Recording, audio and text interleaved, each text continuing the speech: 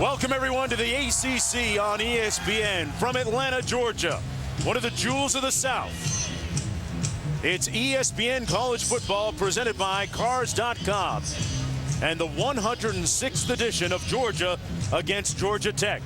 How do you know it's a rivalry? Well, this was the scene a few moments ago at midfield. The contentiousness, the animus, the bitterness, the enmity overflowing, a lot of barking going back and forth between Georgia Tech and the Bulldogs at midfield. And there's a look at the Bulldogs head coach, Mark Richt, the author of one of the biggest turnarounds in college football this season. They've won 9 consecutive games. His counterpart today, Paul Johnson, the 4th-year head coach at Georgia Tech, 1-2 all-time against Georgia, and looking for a pivotal win today against his rivals from 70 miles away. I'm Mark Jones along with Ed Cunningham. Thanks everybody for coming aboard. Georgia winning the toss, electing to defer to the second half. Georgia Tech will receive.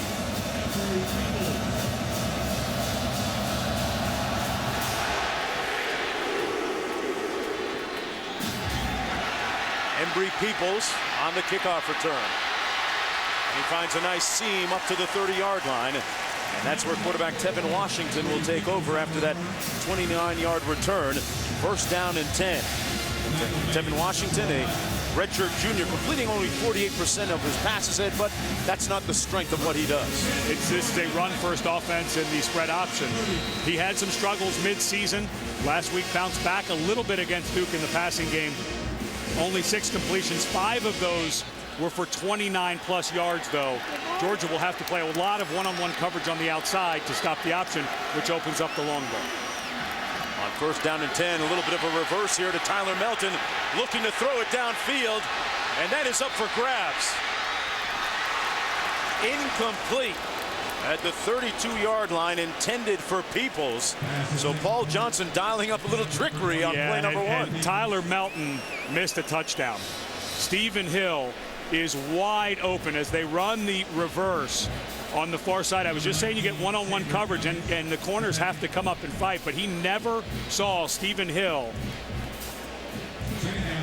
And Hill was running wide open, no one within 30 yards of him. They drew it up perfectly, just wasn't quite executed perfectly. Instead, it's second down and 10. Handed off to the first man through. That's David Sims, the 6-foot sophomore who had a couple of touchdowns last week in their victory against Duke, but there's a flag down on the play. And I believe D'Angelo Tyson is down for Georgia. Can't lose a lot of these front guys. Personal foul. Chop block. Offense number 77. That penalty is 15 yards from the previous spot. Second down. Ed, chop block's a staple of what they do, right? And the problem is you cannot do a high-low or low-high. There can be no one engaged above the shoulders. Georgia Tech almost exclusively blocks below the waist in this offense. But let's look at Tyson. Tyson just came up gimpy. He wasn't the guy who was illegally chopped. So I'm not so sure if Tyson wasn't hurt on the play before, but during that replay, didn't see where an illegal chop. Makes it second down and 25. Here's Washington on the pitch to Roddy Jones. Roddy Jones making his school record 51st career start as we take a look at tonight's impact players, brought to you by Jared the Galleria of Jewelry. Well, for Georgia Tech, Stephen Hill, who was wide open on that first play, 30.7 yards per reception. That's 10 yards better than anybody else in the country. Orwin Smith, young man, didn't play last week because of a toe injury. He averages a touchdown every 5 times he carries the ball. They will have him back in the backfield. And Jarvis Jones, the transfer from USC, has been explosive from about the 3rd or 4th game on, leads the SEC. He's only a sack and a half away from breaking David Pollock, who now works with us, his single season record for sacks. 3rd and 11, the pass complete, but it's short of the first down by about 5 yards. That was Roddy Jones with another touch. And it's 4th down coming up for Georgia Tech. And Georgia Tech is one of the teams in the country that goes for it a lot on 4th down. If they would have gotten to 4th and 1 or 2, I think they probably would have gone for it. That's one thing the Georgia coaches said is so difficult. Not only you're defending a different offense that you've seen all year, but they'll go for it a lot on 4th down. Sean Poole punting. That's Brandon Boykin right there, number 2 for Georgia. Boykin, a dangerous punt and kickoff returner. Poole with a nice towering, booming high spiral. Boykin all the way back to the 8-yard line and brought down immediately. Actually, his forward progress is going to be marked at the 11-yard line. But Jameer Thomas, the backup DB, making the tackle on a 54-yard punt. That is coverage hit. Thomas, who's been on a tear, 3 interceptions in the last 3 games. He's kind of a backup safety, so still obviously on the punt coverage team. Get a first look today at Aaron Murray, the starting quarterback for the Georgia Bulldogs. A record-setting season for him with 28 touchdowns thrown. Like much of the Georgia offense, struggled a little bit last week against Kentucky. Just 16 of 29 and an interception. But because of his work ethic and his study habits, rarely has 2 poor games in a row. Now we have to keep an eye on who gets the start at tailback tonight. For Georgia, they've had a lot of different injuries, and they run it on first down. That's Ken Malcolm getting the start as we take a look at the impact players, brought to you by Jared, the Galleria of Jewelry. Malcolm Mitchell, one of the fastest guys you will see in all of college football, true freshman from right down the road here in the state of Georgia. Orson Charles was named one of the Mackey Award finalists, one of the best 3 tight ends in the country, leads the team with 35 catches. And for Jeremiah Atalchu, was suspended for half a game last week against Duke for punching Logan Thomas at Virginia Tech. He's back and their best player for the Yellow Jackets. Murray with time to throw completes it this time. That's going to be a first down to Malcolm Mitchell, who we alluded to just a second ago. That's going to be a 19-yard pickup for the Bulldogs. And you see number 24, Ken Malcolm, in there, starting at tailback, able to go out. Murray has good protection, finds the open man, but Isaiah Crowell was injured last week against Kentucky. Did not look 100% in this game. Would be surprised if we see him at all, especially with Georgia having to play right back here next week for the SEC championship against LSU. This is Smith. Brandon Smith picks up a couple of yards. Speaking of Crowell, saw him as a flag thrown on the field in warm-up, and he didn't look, there he is on the sidelines, particularly good and trying to stretch, and you could tell that he wasn't running and wasn't able to run at full throttle. And Brandon Smith, who also wears number 1, not very unusual in college football with over 100 guys on the team. Illegal formation. Offense. 5 players in the backfield. 5 yards from the previous spot. First down. But Brandon Smith, who is a cornerback and also wears number 1. Of course, that goes a long way in recruiting sometimes, too. You're going after the number 1 running back in the country in Crowell, and he wears number 1. You usually let him keep it. But Smith, a guy who has played plenty of tailback. As a matter of fact, he started the New Mexico State game at tailback because of all the injuries and suspensions at the position. This is the handoff to the aforementioned Smith. He picks up about 5 out to the 27-yard line. And the two-way duty today for him as we take a look at the rest of the Georgia Bulldogs offense. Crowell starting the game on the sidelines. Orson Charles, a dangerous and potent receiver at tight end, number 7. And the offensive line, the guys up front. Ben Jones was the SEC Offensive Lineman of the Week. A senior who's playing his best ball, has been physically dominant at times this season. He'll have to have a big game not only today, but next week against that front for LSU. On second down and 9. Right now, the business at hand, their rival from up the highway. That pass incomplete, intended to Marlon Brown, as we get a chance to look at this Georgia Tech defense. They line up in a 3-4. Peters, Walls, and Cross along the front. Burnett has been mainstay, number 40, for a few years. And the guys in the secondary are going to be tested by Aaron Murray's arm.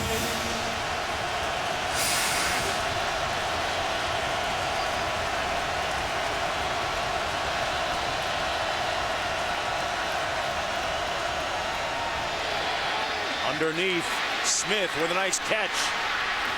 Close to the first down, but seemingly a little bit short. Is this a situation where Georgia might think about it? I think you would. You're on the road.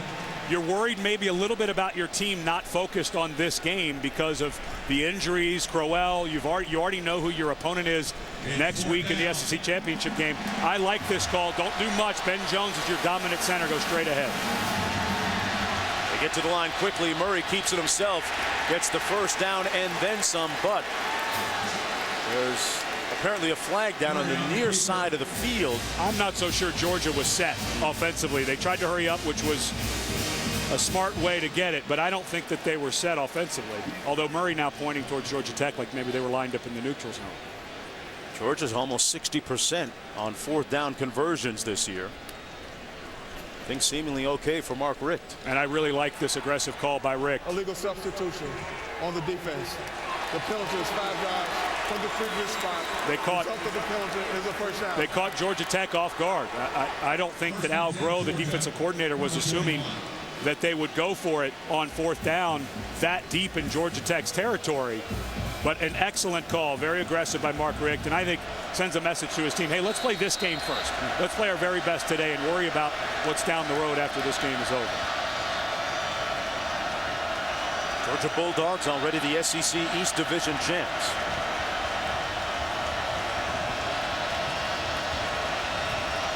Nine-game winning streak on the line for Aaron Murray at quarterback here.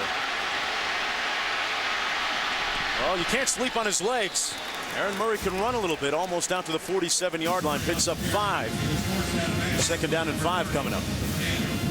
Murray gets absolutely zero help from his lineman. Good move at the point of attack by Jason Peters. Goes right by right tackle Justin Anderson, but Murray was looking for guys in front of their jerseys, and all he saw was the back of their jerseys as they were trying to block for him. But he is an athletic guy. Yeah, from an athletic family. His dad, Dennis, played baseball in the Blue Jays organization.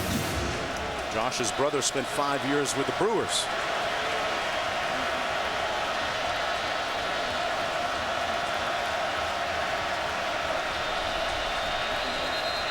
And another flag thrown. Penalty flag. Delay of game. Offense. Number 11. 5 yards from the previous spot. Second down. Unable to get that one off in time. Well, Murray just cost himself that 5-yard run. Had it at 2nd and 5, a nice manageable down, and here they go trying to speed it up a little bit.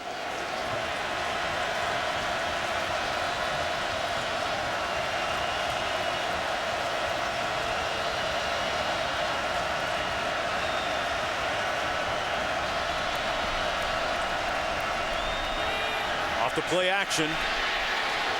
A wobbly throw, and this could be picked off, and it is.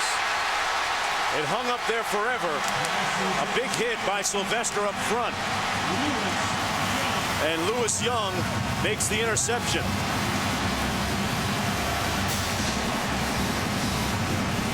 Well, it is all about pressure. It's not about the sack sometimes. Sylvester with a great move to the inside, hits the arm just as it releases, throws a duck, interception, Georgia Tech.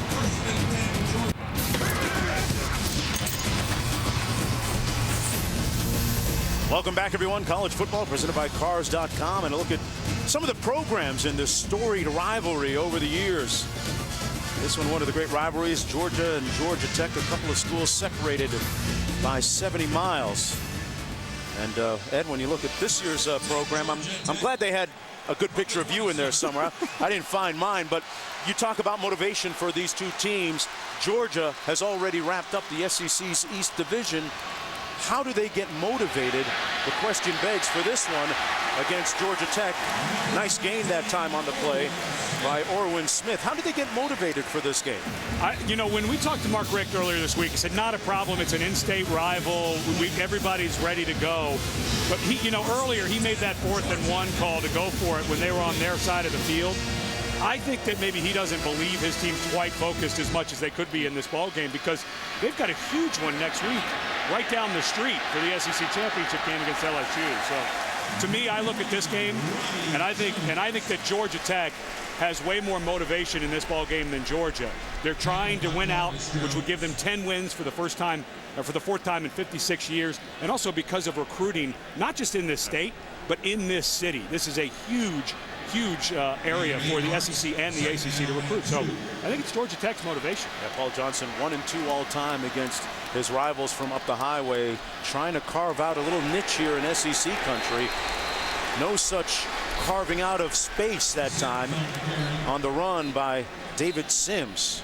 Harrison Smith making the stop on the play. A loss of 1. And right now, I do not see D'Angelo Tyson in the game, the defensive end for Georgia, who was helped off the field on the last series. And he's a guy who had to play. There's an ankle injury. We just got to note that he is out for the game. So numbers down for this defensive line. Tyson, a guy who had to play 92 snaps last year against this offense. So they will miss him. Washington on the toss, looking for Jones, and Roddy Jones picks up the first down into Bulldog territory. Picked up a good block from Orwin Smith to gain 7 on the play. And Roddy Jones, one of the 2 starting seniors on this offense, playing his last game here at Bobby Dodd Stadium. Got a nice cheer when he was announced before the game, of course, because back in 2008, Paul Johnson's first year, he had 214 rushing yards and a key 54-yard touchdown in the win against Georgia. Washington again on the toss. This time, no such success. Smith stopped up for a loss of about 3 on the play. Boy, what a tumultuous year it's been for the Buckeyes, right from the jump. 2nd and 13. Washington gives it to the first man through. That was number 7, David Sims, and Jenkins right there to make the tackle at a loss of 1. Of course, both of these teams changing defensive coordinators 2 years ago. And for Georgia, they have improved drastically defensively over the last 2 years when they brought in Todd Grantham. Georgia Tech, one of the best now. In fairness to Georgia Tech, though, this is not an offense built for 3rd and 13 or 14. This is an offense built for 3rd and 4, so advantage Georgia here. Washington hasn't thrown it all that much this year. Drops back to pass. And overshoots his intended receiver, Orwin Smith, and he had him wide open, too. And the reason Georgia Tech is so good on 3rd down is because they have almost no negative yardage plays. 2-3 yards is a huge gain for this offense on 1st down because you get to 2nd, 7, 3 or 4 more yards, you get to 3rd and 4. Now you go backwards and you see the struggles they're going to have if they have to do drop back passes. Sean punt in the pool. Punt for the 2nd time. On 4th and 14, Brandon Boykin back deep. And Poole shanks this one. It's going to go out of bounds before the 20-yard line at about the 23. Aaron Murray takes the reins of the offense when we come back to Atlanta.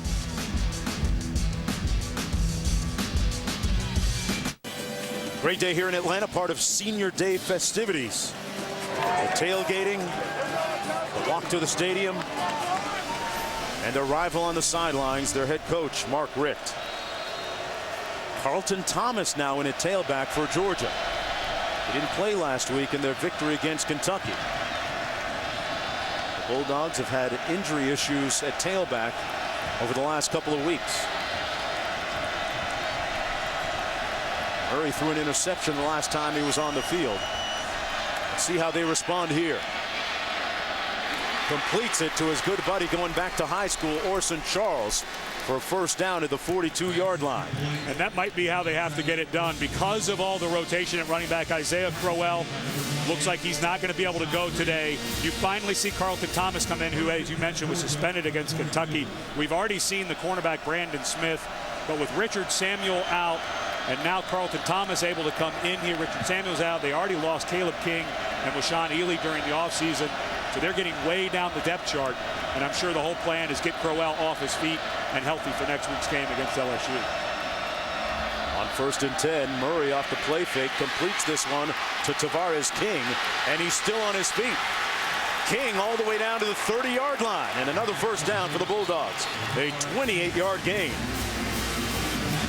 And you're starting to get a sense that this is what Mike Bobo may be doing the rest of at least the 1st half, is throwing the ball down the field. Murray looking pretty confident and comfortable. Obviously the interception was a hit as he threw, so not necessarily his fault. But he's getting good time. This Georgia Tech defense has really struggled getting pressure on the quarterback without blitzes. So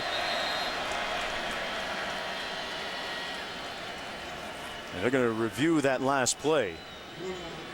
Is that the ball carrier had a clean reception down for a 1st down. The previous play is under further review. They're maybe saying that Tavares King's knee was down when he caught the ball, correct? Let's watch when he spins out of this and puts his hand on the ground as he turns to run out. Does his knee touch the ground? Right. Sure doesn't look like it. It was blocked by the Georgia Tech player. Here's a good look. Ooh. It looks like that it was touches. close. It got blades of grass.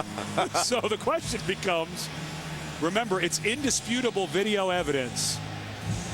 That's down. Boy, just for a brief touch. Good catch by the guys upstairs. Remember, everything is replayed in college football, and the officials in the replay booth saw, hey, that's close enough to look, and that's a huge gain. A difference of about 20 yards. Tremendous job by the guys, as you said, in the booth to be able to point that out. But a great show of dexterity here by Tavares King.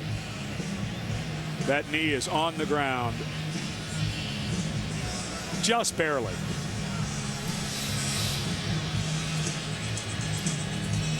Tavares King with a nice reception. It'll go for first down still. You know, King, his father, Anthony, played football at Clemson and spent a bunch of time in the NFL as well.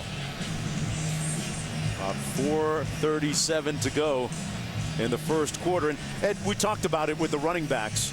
How much of this do you think is Mark Richt saving his players for next week? And how much of it is they're legitimately have some health concerns? I think Crowell is a legitimate health concern. You know, if this were to wrap up the SEC East, but, you know, we watched him in pregame. He did not look 100%. So not surprised that they shut him down. But I think as this game goes on, and Mark Richt, he gave it all the lip service he could this week that this game was important. But I think they have to look at this as like an NFL team that has secured home field advantage in the playoffs. If Georgia Tech starts getting some blitzes, getting to Murray, you've got some guys who are going to get banged up in defense because of the cut blocking. After review, the ruling on the field stands. First down. Well, that's not what I saw. I saw a knee touch the ground. Maybe it was just a couple of blades of grass. But going back to the point you were asking about, I wouldn't be surprised, especially defensively, as much as Georgia Tech cut blocks, goes at your knees and your ankles. You know, a guy like Jarvis Jones, people like that, you may want to start thinking about shutting him down in the second half. Would not be surprised at all. I doubt they'll do it, but wouldn't be surprised if Georgia did.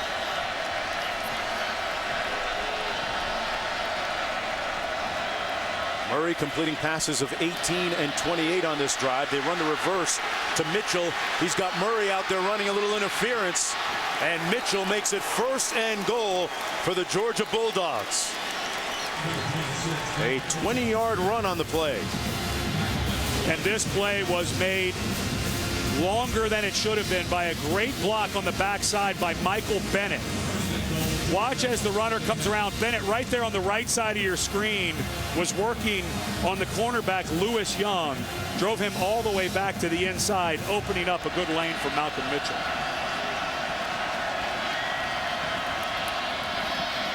Murray keeps it and weaves his way down to the 6, but there's a flag on the play. Yeah, they're going to get old Orson Charles with a hold.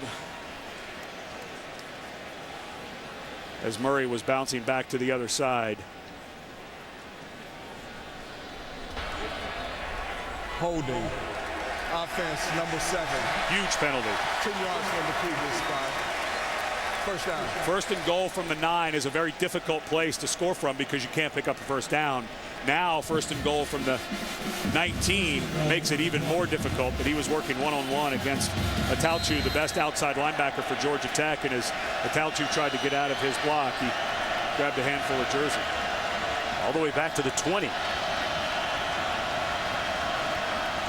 Murray last year was 15 of 19 against Georgia Tech. And a Bulldog victory. Also had 3 touchdown tosses.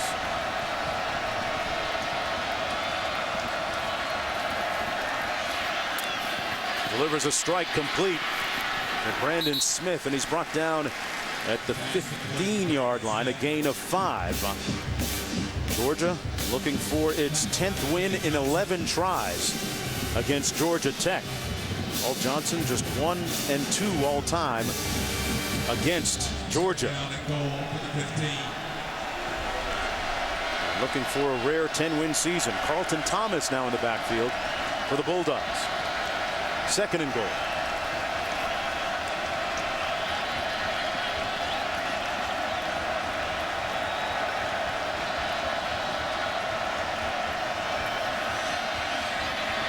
Underneath, complete. Touchdown, Georgia. Michael Bennett.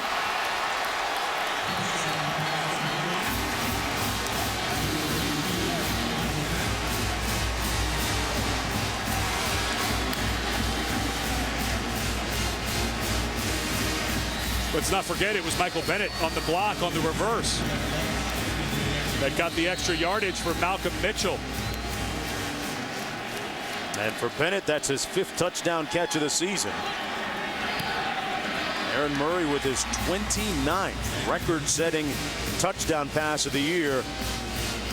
A record in the Georgia record books. As the Bulldogs take a 7-0 lead. More to come on the other side.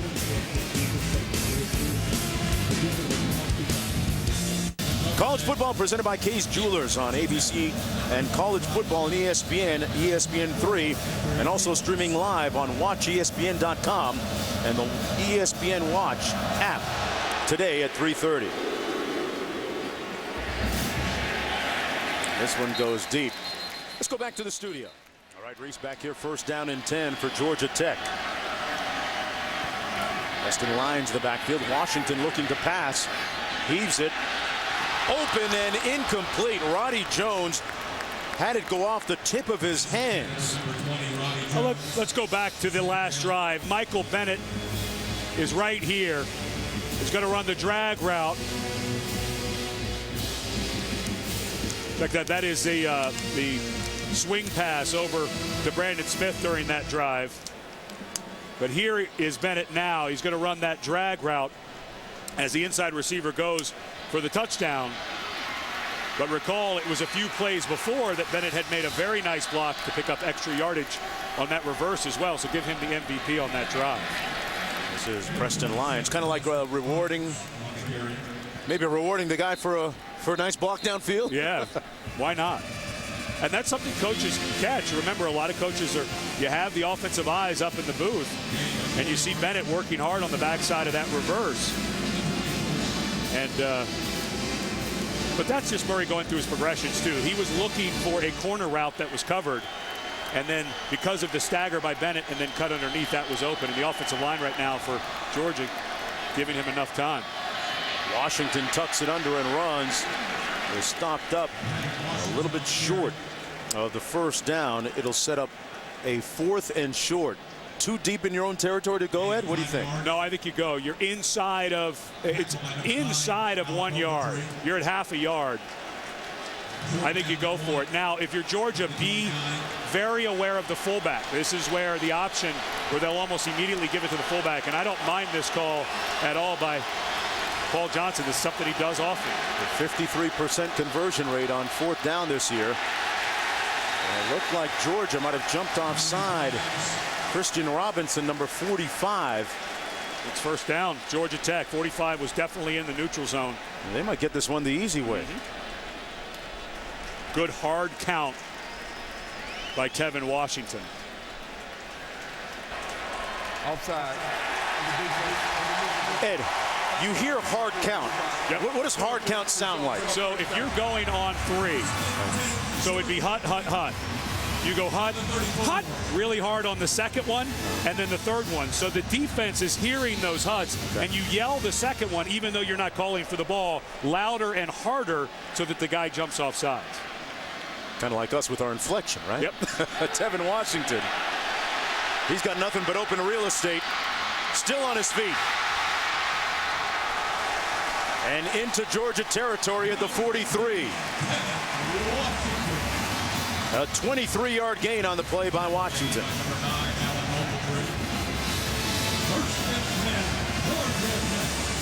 few more passing plays than you're used to seeing Georgia Tech dial up, and Washington pulls down quickly. And the reason you're able to run for more yardage there is when you're defending the option, you have to play almost all man-to-man defense on the outside, so the defensive backs are turned as they're chasing receivers. There's Orwin Smith trying to get to the edge and chopped down at about the 42-yard line. Orwin Smith, one of the more productive players in the last 5 games for Georgia Tech. Sat out last Saturday's game with a toe injury. He practiced the beginning of the week on Tuesday. He's got that dreaded turf toe, which is a very, very painful injury. Good to have him back if you're a Yellow Jacket. 15 minutes in the books. We'll be back with the second quarter after this.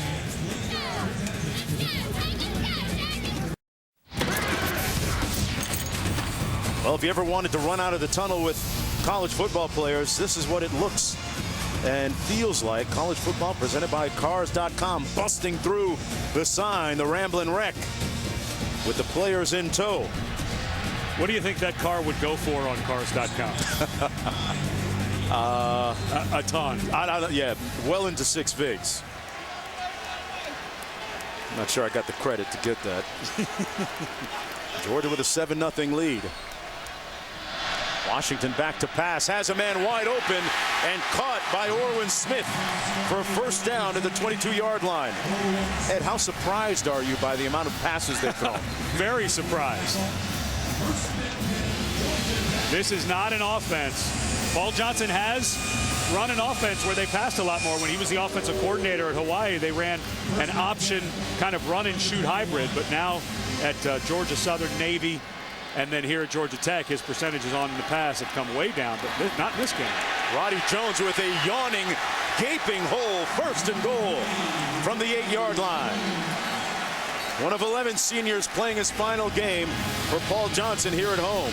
But if you look at the 4 years that Paul Johnson has been here, the highest percentage was 20.4% in 2008.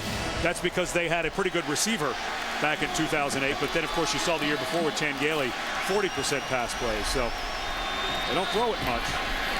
Here's Roddy Jones, stopped up by Jones. Avery Jones for Georgia. Yeah, you talk about the good receiver. They had Calvin Johnson introduced a few moments ago here on the big screen at Georgia Tech, a.k.a. Megatron with the Detroit Lions. Stephen Hill split wide to the top of the screen. He's their leading receiver. Second and goal for Georgia Tech. Washington down to the 2-yard line. Boy, a lot of footwork and ball fakes involved in that triple option, Ed. This play starts out to the left and then comes back to the right. The fullback, what they call the B-back in this offense, actually goes to Washington's left, and he comes back. And that's the thing that you have to work hard. Not only is the footwork, it's also handling the ball.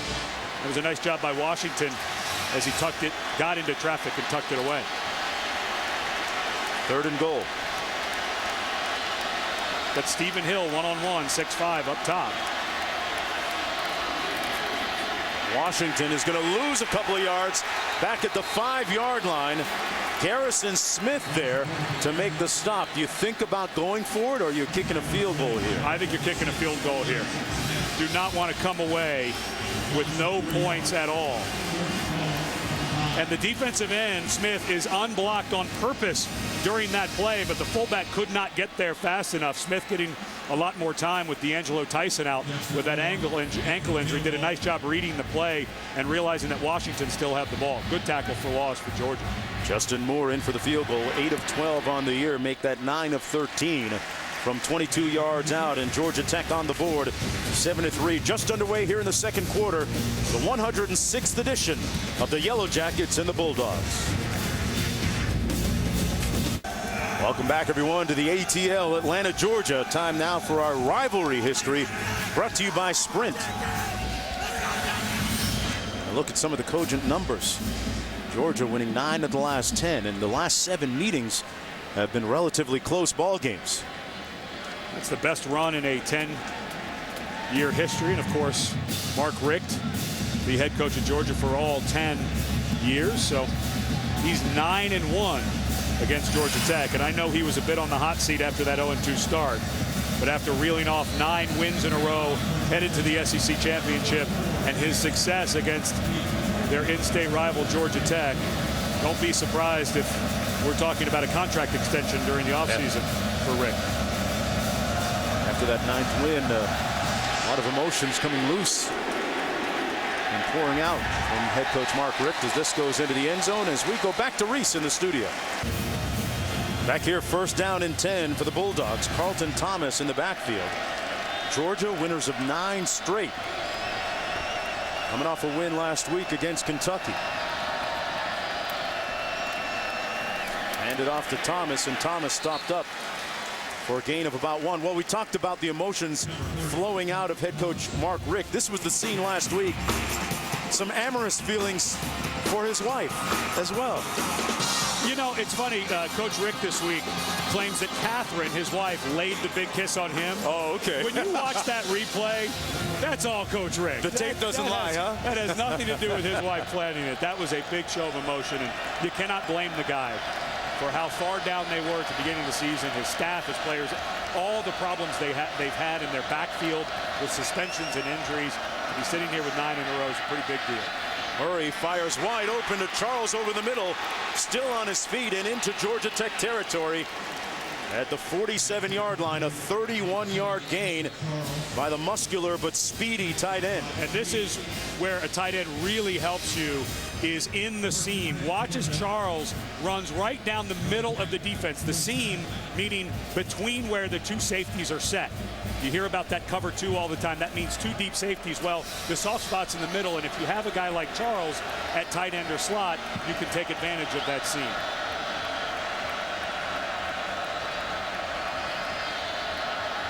Murray has this one batted down at the line of scrimmage by Rashad Reed. And Orson Charles, a finalist for the Mackey Award, given out to the top tight end of the country. There's a look at the finalists. Dwayne Allen and Clemson as well in the running. Well, with the last 2 winners of the Mackey have come out of the SEC with DJ Williams of Arkansas and Aaron Hernandez of Florida. And we have seen all 3 of those guys, and I think Orson Charles is going to make a great pro. Dwayne Allen was the best of those 3 that we saw from Clemson. That guy has all of the size, the speed, and Charles is going to go on to a nice career, but to me, the best in the country this year is Dwayne Allen from Clemson. Those Bulldog fans will be emailing you soon, Ed. Murray complete. He threw a dart for another 1st down at the 33-yard line. That was Malcolm Mitchell again, picking up 14 yards. And man, Murray's really in a nice groove right now. Like I was mentioning earlier in the ballgame, was not really sharp last week against Kentucky. Of course, 4 turnovers hurt in that win. They ended up winning against a struggling Kentucky team 19-10. But right now, Mike Bobo, the offensive coordinator and quarterbacks coach, of course, he's a former quarterback here at Georgia, has got to be feeling good about the rhythm his quarterback's in. Completed 5 of his last 6. They bring a little pressure and a nice call with the screen. Charles down to the 26-yard line. I'm feeling kind of lonely and isolated with my Blackberry. 2nd and 3. This is a go for it down if you're Georgia.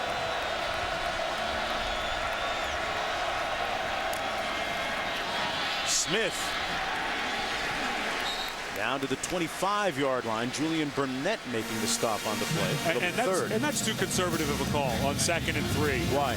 Because you're going to come back with 3rd and 3 if you don't get it. Why wouldn't you take a shot? Try Orson Charles maybe down the middle again. You've got incredible speed with Malcolm Mitchell on the outside. I just think a 2nd and short is a go for it down. And now you're in a position, well, you're in 4-down territory, I think, in this type of ball game. So I think you could look at this 3rd and 2 as a go for it type down. So maybe you look for a post to a Mitchell or someone like that for a touchdown.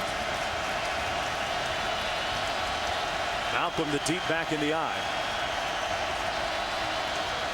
King split wide to the bottom of the screen. They go with the bootleg action, and wide open, it's Orson Charles with the 1st down and then some. Pushed out of bounds at about the 15-yard line by Isaiah Johnson, but it's Murray going to his teammate going back to high school, Orson Charles. And the one thing that you hear about Aaron Murray when you talk to his coaches is how diligent he is on his play fakes. He is so good at that, works so hard at that. That was the play fake on the or on the handoff. He hides the ball perfectly, and the defense has to flow with it. In talking to Mike Bobo, he said that's one of the best parts of this game, often overlooked, but that's why that play worked.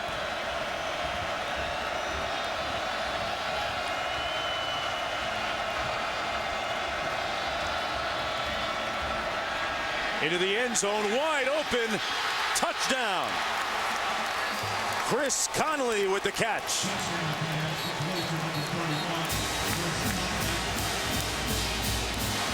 More great ball handling on display by Murray. Well, on that play, you had the run fake and a pump fake. So now you start to feel like Georgia taking advantage of a strength of their quarterback. He is so good with the ball in his hands that they're starting to do a couple of different things, and that was an easy throw and catch for a touchdown because of the fake. The extra point good by Walsh. And an 8-play, 80-yard drive, eclipsing about 4 minutes on the clock, sees Georgia up 14-3 right now. And Connolly has been a guy, a true freshman, who has been really coming on lately. This is a corner route. Watch the play fake, and then the pump, and then the easy throw to Chris Connolly for the touchdown.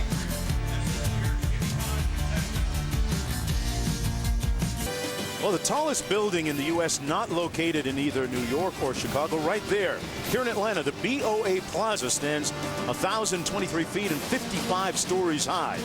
Now, interestingly, there are no street-level pedestrian entrances. People either enter through the underground parking area or not. Only one way in and out. And an interesting backdrop here. Beautiful at the stadium, right in the midst of the city and the skyscrapers, and a towering kick 5 yards deep. It'll come out to the 20-yard line where Roddy Jones takes the knee. It's one of the more unique backdrops in college football. And you know, we were talking to Paul Johnson about this great city, and he said the tough part is it's a very transient city because of all the big businesses here. People are in and out. And he said we are right where the SEC and the ACC meet, and there is so much high school football talent in this area that they have to fight so hard for kids just in this area, just in this city, because every school from the ACC, SEC, and outside of those conferences comes to recruit in this great city. There's Washington on the option, keeps it, and lunging forward to the 22-yard line. You had to further that point a little bit. We had talked and documented earlier throughout the course of the year that the state of Georgia, third behind only Florida and Texas in the most 4- and 5-star recruits. And that's talking about the elite talent. And I don't think if you ask people around the country if they knew that Georgia was number 3 on that list, I think everybody would know Florida, Texas, and California. But it is a little shocking to see Georgia higher even than California for elite recruits. On 2nd down and 8. Washington on the toss. On the edge, it's Peoples. And Peoples with a first down out near midfield at the 48-yard line. Peoples, arguably the fastest guy on the team, picks up 26. And this is one thing Tevin Washington does very well, which is the late pitch. Watch how long he holds this ball, knowing that the defense is going to come in. And that was good blocking on the edge on the corner. That's the hardest part about getting ready to play this offense, is how hard you are blocked on the edge, especially below the waist. Your corners and safeties are not used to people trying to chop block them, cut their legs out. And a lot of times you see alleys like that because someone got cut down. Washington with the inside handoff. That's to Orwin Smith. Picks up a couple of yards. You know, back to Tevin Washington. He became the starter last year about 2/3 of the way through the season, when Josh Nesbitt, broke his arm in a game against Virginia Tech. At halftime of that game, Paul Johnson walked into the locker room, looked that young man in the eye and said, hey, you didn't come to Georgia Tech to be a backup quarterback your entire career. So get out there and be yourself. 2nd down and 6. Handoff once again. This is Sims. All right, Reese Davis, I wouldn't mind finding a nice triple header under my Christmas tree on Christmas Day. Embry Peoples comes up short of the first down, got back to the line of scrimmage. There's 6 minutes to go here in the first half. Patience a big key when you talk about running this Georgia Tech offense. And that's why they go for it so much on 4th down, because it is not an offense that's going to get big, huge chunk yards, except occasionally in the passing game. But this is where the challenge is in defending this offense, is you have to be good on more downs because they go for it so much on 4th. To me, this feels like, remember that option where they changed direction for Washington. Sims behind Washington. And they blow it dead. A timeout called by Georgia Tech before the snap. So they use one of their 3 remaining timeouts. Back with more after this. Right now, Georgia Tech with the ball, 4th down and 1 to go. 5.5 minutes left in the first half. A hot-handed Georgia quarterback Aaron Murray has his team out to a 14-3 lead. That's going to be a first down on the keeper by Tevin Washington. I'm Mark Jones along with Ed Cunningham here in Atlanta, Georgia. Georgia Tech looking at its 3rd consecutive game against a ranked opponent. And coming up ahead, Aaron Murray. We'll see if he can continue dealing a hot hand. A couple of touchdown passes. 2 in his last 7 attempts. This is Roddy Jones, and Jones with another Tech first down at the 26. Tackled by Sean Williams. Such a difficult play to defend. You have the 2 running backs lined up in kind of off the line tight end positions, and they're going to come back. And as he gets the handoff, it's just zone blocking by the front, but a huge hole opens up, and the only guy standing there is Sean Williams with a lot of real estate to try to cover. Here's Jones, this time nowhere to go, stopped right at the line of scrimmage by Avery Jones. You know, we talked about Jones, Roddy Jones right there, making his 51st career start, a school record at Georgia Tech. Points to the fact that Paul Johnson really trusted him as a freshman, and that meant a lot to him, instilling a lot of confidence. He's gone on to have a very prolific career here.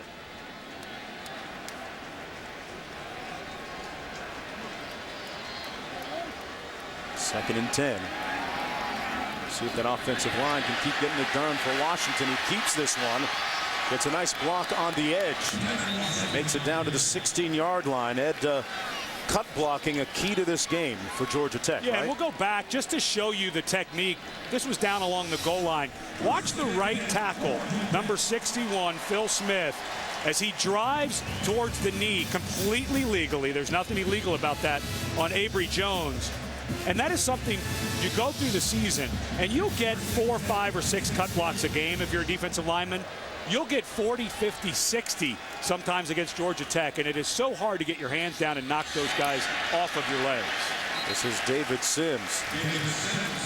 Mentally, how does that affect you? It wears you out. And defensively getting ready, the one thing that Georgia did this year was they went three days in a row this week, late in the season, with full pads. And they went and they let their scout team go full team and cut guys. A lot of times during the season, during practice, you are not allowed to cut block because of injuries to the lower extremities. But Georgia had to do it this week, and it really starts to wear you out physically and mentally if you're a defensive player.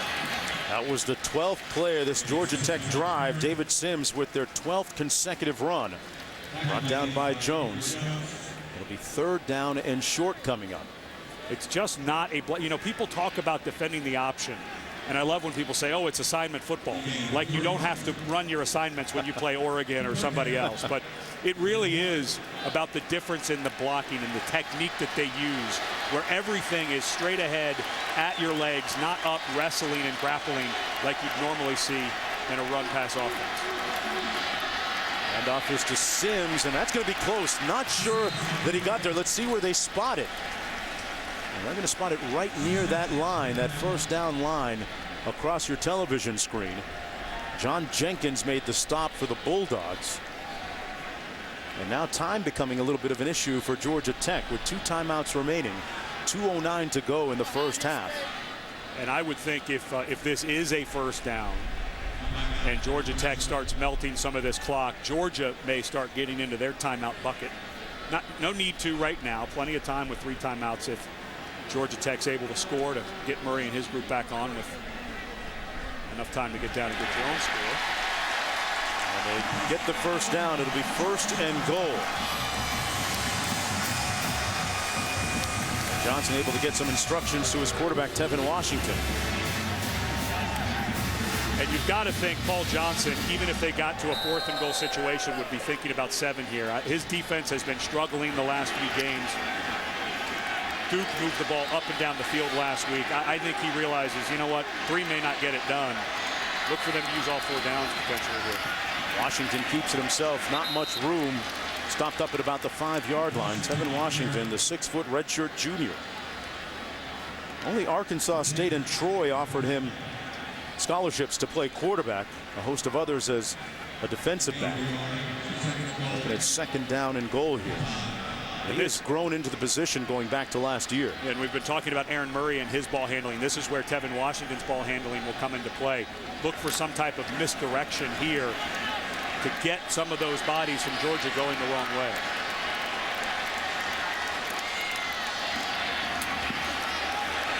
Sims on his feet, miraculously gets into the end zone.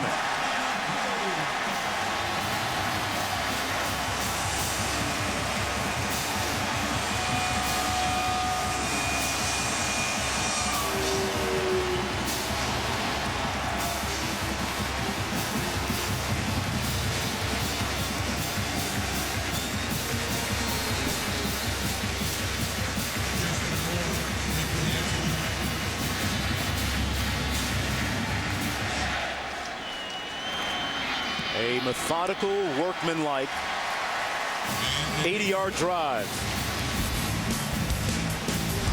With 1:13 to go in the first half. Ed, sometimes you let your hands do the talking and the walking for you.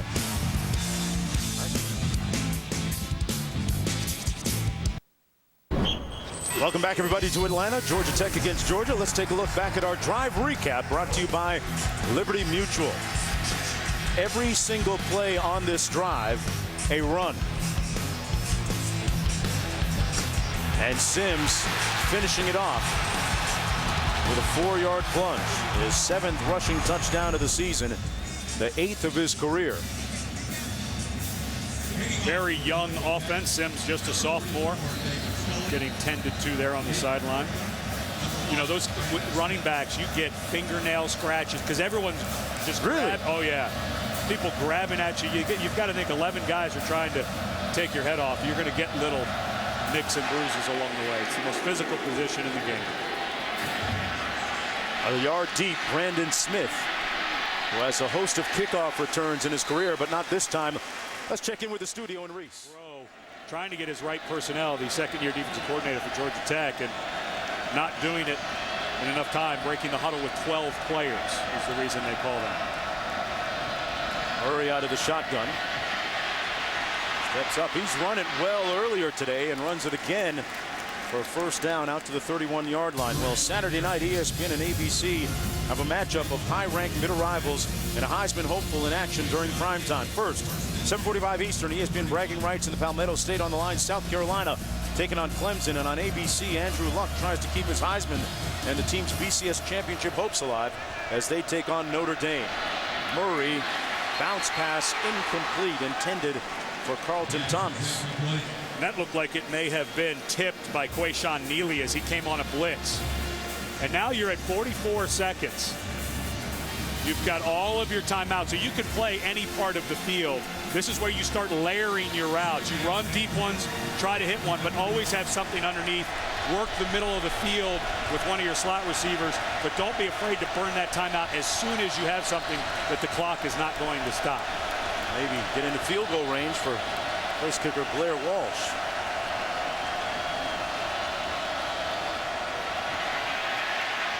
Murray under some heat.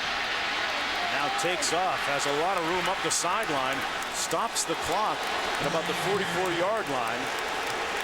Well, once again, it's the little things that Aaron Murray does as a quarterback. As this guy grows into the position, you start to see things like this where he was going to throw it, and he pointed to a guy to throw it to, and Quayshawn Neely, the linebacker number 54, has to honor that because he's looking to Thomas, the running back, and as he bails out, Murray pulls it. And they're resetting the game clock, giving Georgia 2 extra seconds, 34, because Murray had gone out with 34 seconds left. But that's such a little thing. But when Murray looked to Thomas to throw and actually went like he was going to throw, as soon as Neely turns his back, he puts his foot on the gas and gets a big gainer across midfield. Almost in field goal range for place kicker Blair Walsh, who has a career long of 56. Murray sets and fires complete to Tavares King at the 34-yard line. And they're looking for a timeout. They get one to pick up a 14 on the play. And that's a really good timeout by Mark Richt. A lot of people, remember, the clock stops to move the chains. But the problem is, as soon as the chains are set, the clock starts again. And believe it or not, that timeout, when you have 3, is a really smart strategic play, because it could save, by the time your offense gets back and gets set, this timeout could save you 6 or 7 seconds, believe it or not. And I think a lot of people are a little lackadaisical when it comes to using that timeout on the first down. Very heads-up move by Rick, because time is your gold here. When you're thinking touchdown, rival game, you obviously would want to go up 21-10 at half, not 17-10. Every second counts. Good use of that timeout. There's a look at the place kicker, Blair Walsh, as I mentioned, with the 56-yard career-long field goal. And, you know, every time that we've spoken with Aaron Murray and actually Mark Richt on our conference calls and Mike Bobo, we find that Aaron Murray just happens to be in the coach's office watching video. He was watching tape. Very diligent. Yeah. He'd been in there for an hour and a half Wednesday morning when we got on our call the day before Thanksgiving. He, as Mark Richt says, as far as preparation, as good as I've ever had at this position.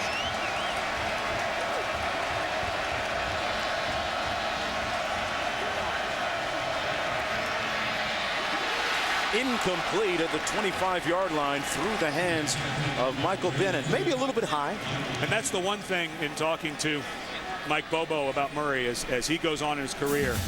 Occasionally he's not quite as accurate as he needs to be. That ball was not only high, but he threw it too hard. That can be a touch pass. There's a look at Mike Bobo.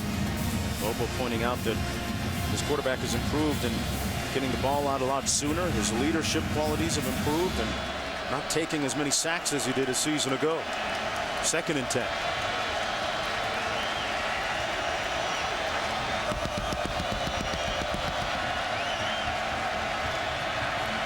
Little heat off the edge.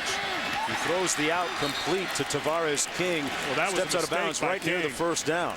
Yeah, King had the first down. All he had to do was cut upfield. And I know it's going to be 3rd and short, but now you're at 15 seconds. Now 4th down comes in. This is a very soft coverage, but watch King.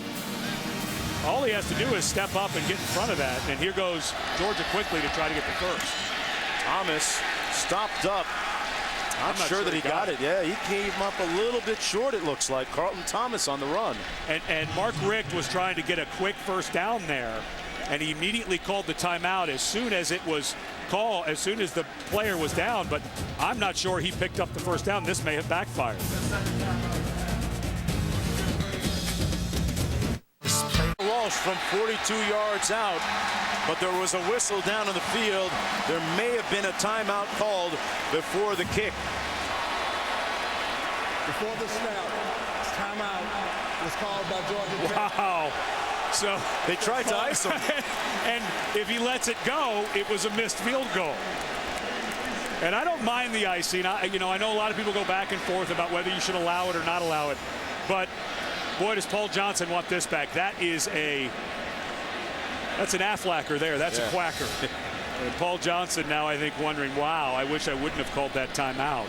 Hindsight's always 20/20 as Blair Walsh will get another opportunity. And he is in his head right now. Here is a guy in Blair Walsh who's had a struggle in his senior year. But here was the mistake by King, not to pick up the first down.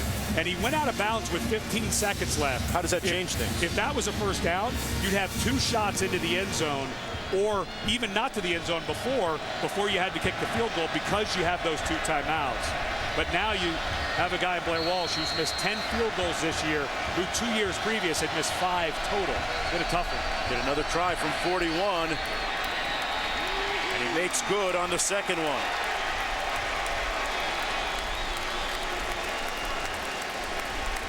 Well, as this thing winds down in the 4th quarter, let's see if that 3 points makes a difference, because Blair Walsh missed his first attempt from 41. Who says you don't get mulligans in college football? Nails the second. With 3 seconds to go, the Bulldogs lead the Yellow Jackets by 7 now. So Georgia able to get some points on that last drive. So many little things add up during the course of a ball game. Tavares King, of course, steps out of bounds before the first. Then Georgia does not get the first down on the quick run, which I like the aggressive call, and Rick was right there to call a timeout, so it only took 4 or 5 seconds to get what would have been first down had they gotten it. But instead of having two, I don't know if you could have gone for a third with 15 seconds, but instead of having 2 shots for a touchdown, you're now forced to send Blair Walsh out. And then on the other side, you call a timeout to ice the guy. And before you got the timeout and they snapped it, he missed the field goal. So a lot of little things to watch as we come to the end of the game if it's close. Buddy Jones back deep. And Embry Peoples as well for Georgia Tech. Yellow Jackets looking for just their second win in 11 tries against the Bulldogs. And they're going to start from their own 23-yard line. First down and 10. Now with 3 seconds left. Paul Johnson's team, one of the more prolific running teams in the country. But with that, what's the margin of how far they can fall behind in a game like this before you start wondering whether you can come back? Well, they can put a lot of points on the board. They're #1 in the ACC at almost 37 points per game. So they can score quickly. They have a lot of quick, because of the misdirection and because a lot of times the safety, you don't have 2 deep safeties when you're playing them. Usually you only have 1 because you have to commit that to the line of scrimmage. You can pop some 40, 50, 60-yard runs if you get the seam. So you don't want to get too far behind, but they can come back. Mark Richt's team, a pretty good record when leading at halftime. Right now they lead 17-10. And don't forget, folks, coming up next, it's the Bud Light Studio Halftime Report.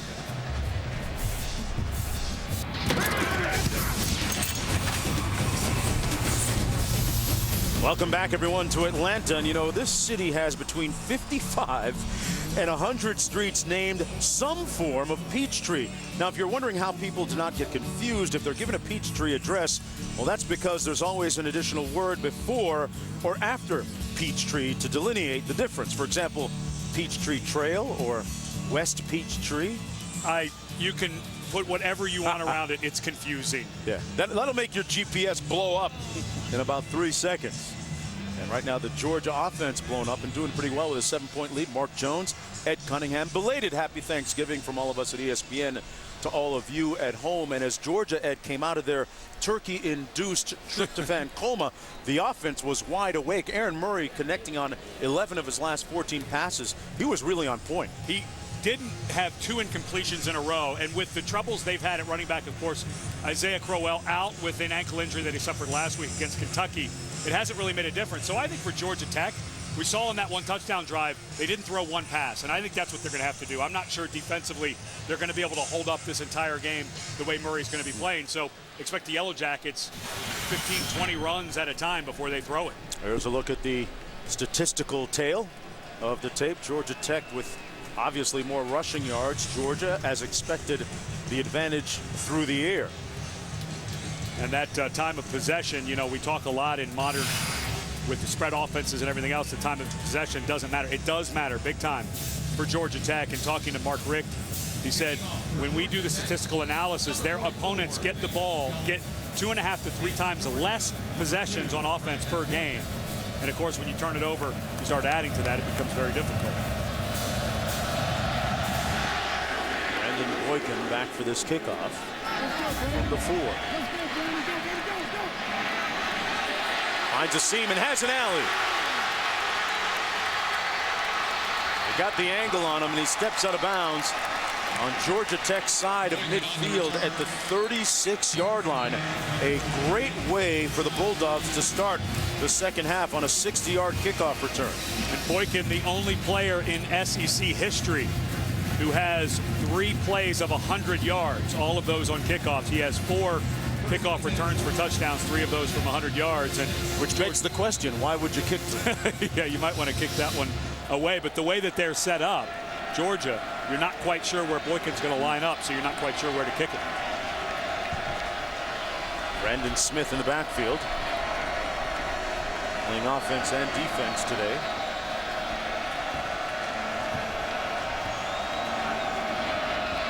very complete over the middle. Number 82, Michael Bennett, who had a touchdown catch in the first half.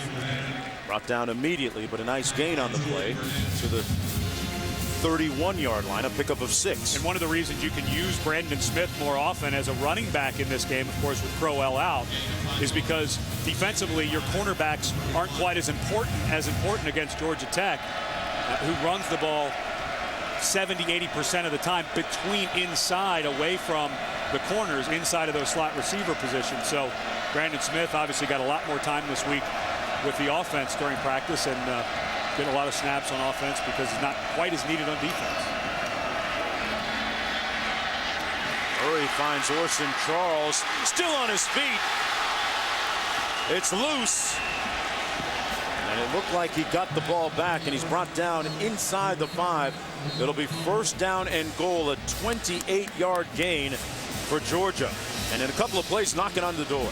And once again, Murray with a good play fake, riding the running back, and Charles trying to make something happen. Very lucky. He got a very lucky bounce. Quayshawn Neely came in, ripped that ball out, and that ball bounced right back into Charles' belly. 5 catches, 96 yards, and 1 lucky bounce. He's trying to make a push to be the final one for the Mackey Award instead of in the top 3.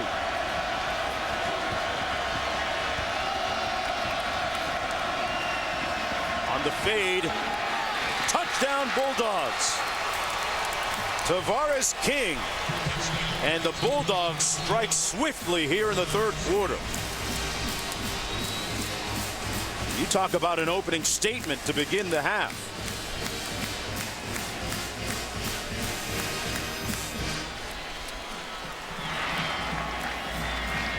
King with his 7th touchdown catch of the season and the 11th of his career. A 3-play, 36-yard drive set up by that 60-yard kickoff return. Tavares King with a nice catch. Taking a page out of Larry Fitzgerald's book. Hands it off right to the official. Well, Georgia leading Georgia Tech here in the third quarter, 24-10, as we continue Dr. Pepper's road to the championship. Georgia will take on LSU in the SEC title game next week. LSU with a convincing comeback win over Arkansas yesterday. And Ed, at the top of the show, we asked about which team would be more motivated coming in. Who would you say is right now? Can you tell? I like the way Georgia's playing. It wasn't lip service by Mark Richt all week. And I think he also knows, going up against a team like LSU, if they would have backed off this week, who knows if they would have been able to turn it back on next week when they travel back here to Atlanta for the SEC championship game. But I want to go back a moment ago. One of the problems you have is, as you see King here, this is just a simple fade. He's lined up closer to the line of scrimmage than expected. Jamia Thomas, he's there, but when you have to call defenses and you have an offense like Georgia Tech, and I think about Al Groh, the second-year defense coordinator, they don't have a lot of guys who can throw that fade in practice. And so you just don't get a lot of practice when you have an option offense playing against that type of route. There's Tevin Washington, and now 31 of the last 35 plays have been running plays. And how difficult is that? It's very difficult. You hear all the time about teams that run the spread. Like, for instance, last year when Oregon goes and plays Auburn in the national championship, or they go play LSU early in the year, they say, well, their defense is only defending against a spread. And when they play against an offense that can hit you and run and is physical, you have a hard time defending. Same thing here at Georgia Tech. Look at the offensive linemen. They're all hands down. They're blasting off the ball. It's just such a different offense than you see week to week. Washington sacked behind the line of scrimmage. John Jenkins, the first one to get there. And it sets up a 3rd and long for Georgia Tech. Not the kind of position they want to be in, especially with that offense. Jenkins and both of these teams run that 3-4 front where there's 3 down linemen with a true nose guard. And Jenkins, a guy at 6'3", 351. If you're going to build, and both Groh and Todd Grantham with NFL backgrounds running this defense, you look around the NFL and you see all those big body nose guards. Well, they went and got Jenkins out of junior college to play that position. Washington picked off. It was tipped at the line of scrimmage, and this is Gilliard. down to the 10-yard line. A huge break on the turnover for the Bulldogs.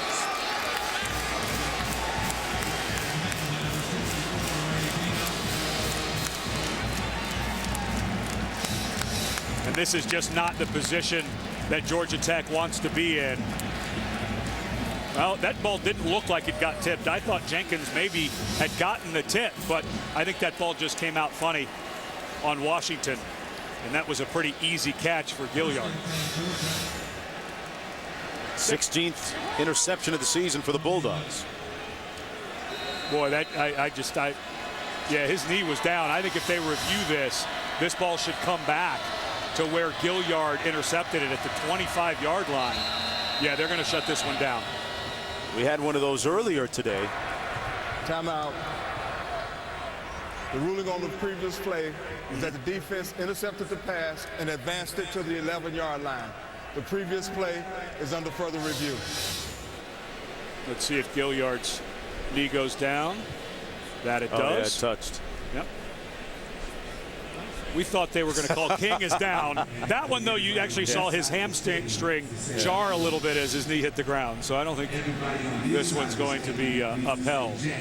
And a big break for Georgia Tech. But that ball's not on the 11. But, boy, that just did not look good coming out of Tevin Washington's hand. Either way, Georgia is going to be working. Yeah, you see his knee clearly down. And the force it made when it hit. But either way, Georgia going to be working for the second time in as many possessions here in the second half with a very short field.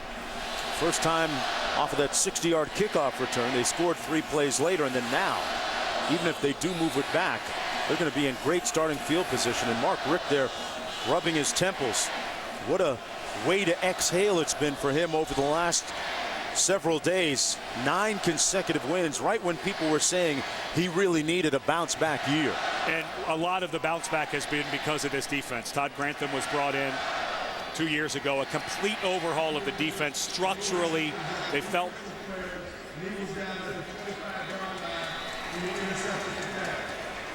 so at the 25-yard line. First and 10 for Georgia. The placement of the ball is overturned. To 12 minutes and 8 seconds. But I think that Mark Richt deserves a lot of credit. He made a wholesale change on his defensive side of the ball 2 years ago. Brought in Todd Grantham, who was a defensive line coach for the Dallas Cowboys. Brought this 3-4 defense with him. And this is a defense that the schedule hasn't been super tough this year, but they numerically have been so better than they've been in several years. That's the 16th interception on the year. They're very good at taking the ball away now under Grantham's leadership.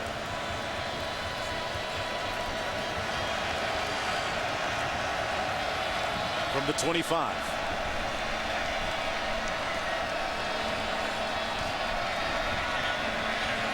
In the middle of the field, incomplete.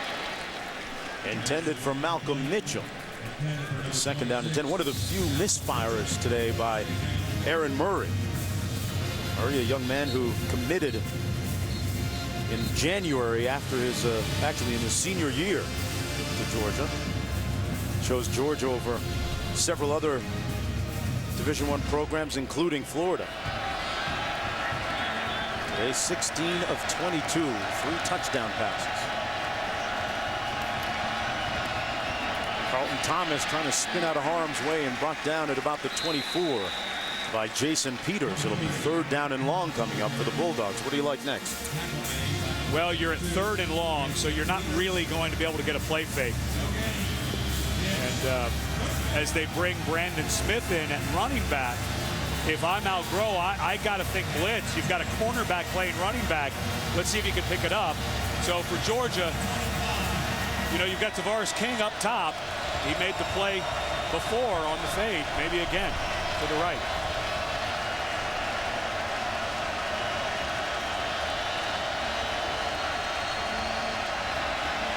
Little heat coming from the backside. Murray ducked one tackler, couldn't get the second one. Loses his hat and loses yards back to the 37-yard line, and that effectively puts them on the fringes of field goal range now for Blair Walsh. Well, and here, watch Brandon Smith as he releases. You're going to get a blitzer coming off from both places, and you've got 5 to block 5. You should to pick this up, but because of the release of Smith, you get the big sack, and that's a really good point that you push back now, right?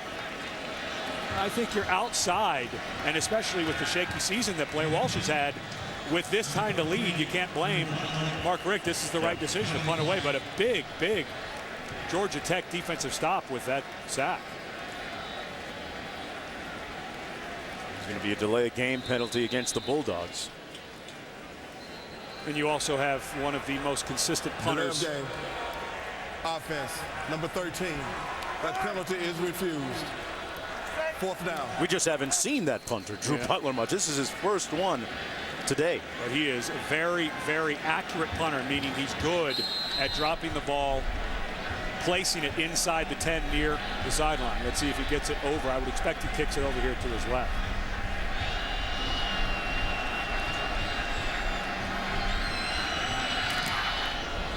End over end punt.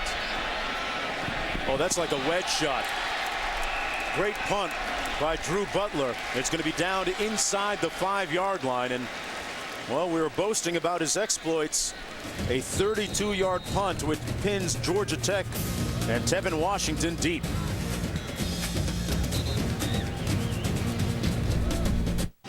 And welcome back, everyone. You know, Atlanta is one of only 2 cities in the world to be the home of 2 Nobel Peace Prize winners. Martin Luther King in 1964 and Jimmy Carter in 2002. Quite a rare distinction.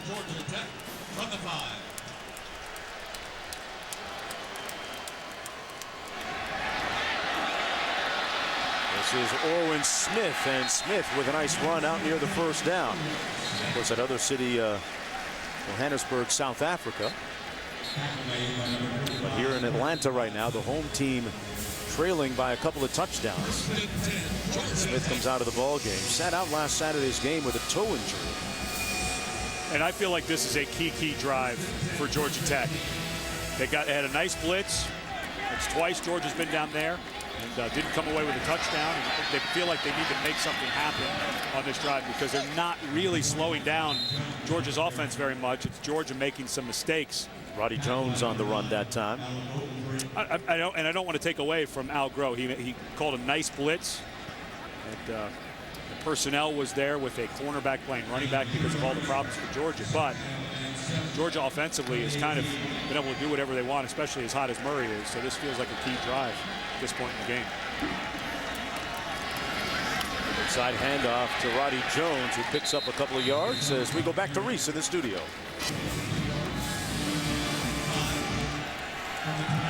All right, Reese.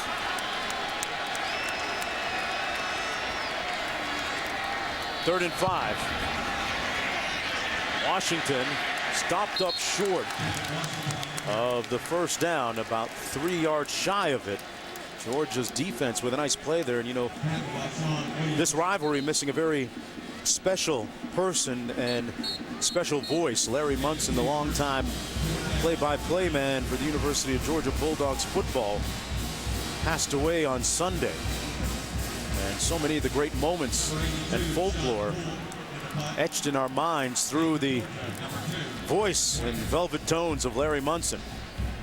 Called games from 1966 to 2008. Players for Georgia wearing that decal in his honor today.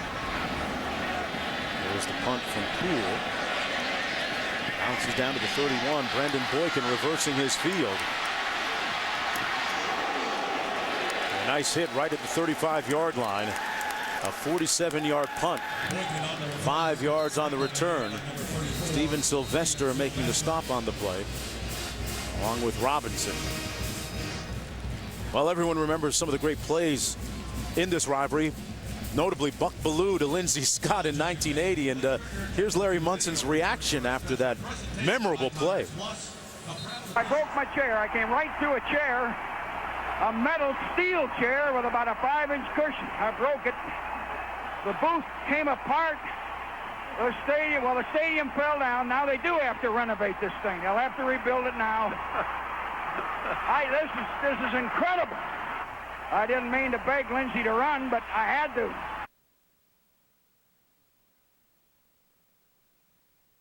On to the ACC on ESPN. College football presented by Cars.com. Georgia Tech down a couple of touchdowns. Georgia with possession from their own 35. I'm Mark Jones along with Ed Cunningham. Bulldogs with a score here to get some valuable separation. Handoff is number 30, Carlton Thomas, who picks up a couple, stopped by Isaiah Johnson. You know, Carlton Thomas, one of the group of many running backs at Georgia this season that have been suspended. He's actually been suspended 3 separate times for breaking team rules. Did not play last week, as you mentioned earlier, against Kentucky, but also Isaiah Crowell was suspended, and Ken Malcolm at one point was suspended during this year, along with the injuries, and also already having lost Caleb King and Rashawn Ely. It's been a tough year in the backfield for the Bulldogs.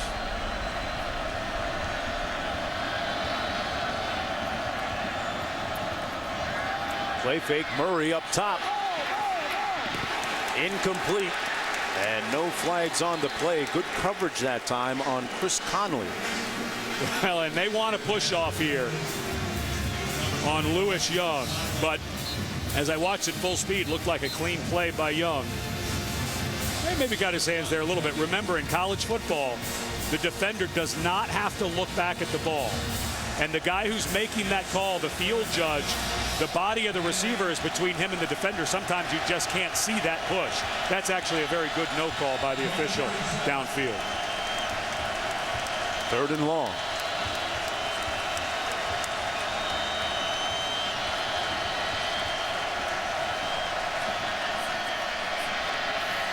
Murray with tons of time, had a man open and overshoots Tavares King.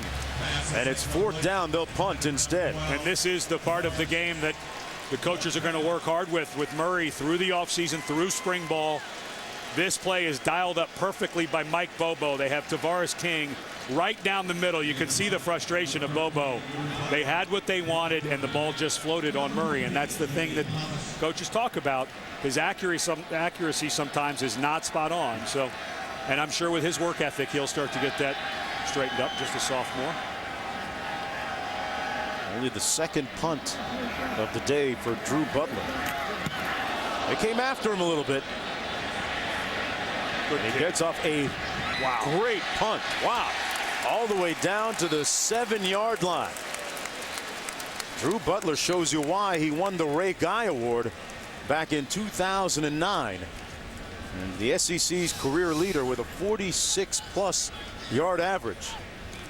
Of course, his father, Kevin, was the kicker on the national championship team back in 1980. 55 yards. Shocking that your dad's a kicker, yet you chose to be a punter. That is interesting. Not sure what to make of that. Little less stress at the next level. You think? Yes, a lot less stress on a punter than a kicker. There's no game-winning field goals when you're a punter. Washington back to pass. And intercepted again, this time by Sean Williams. And there's a flag down as well. I am not sure why Paul Johnson is calling passes after the last throw by Tevin Washington that frankly did not look very good. After the play was over, unsportsmanlike conduct. Number 36 on the defense.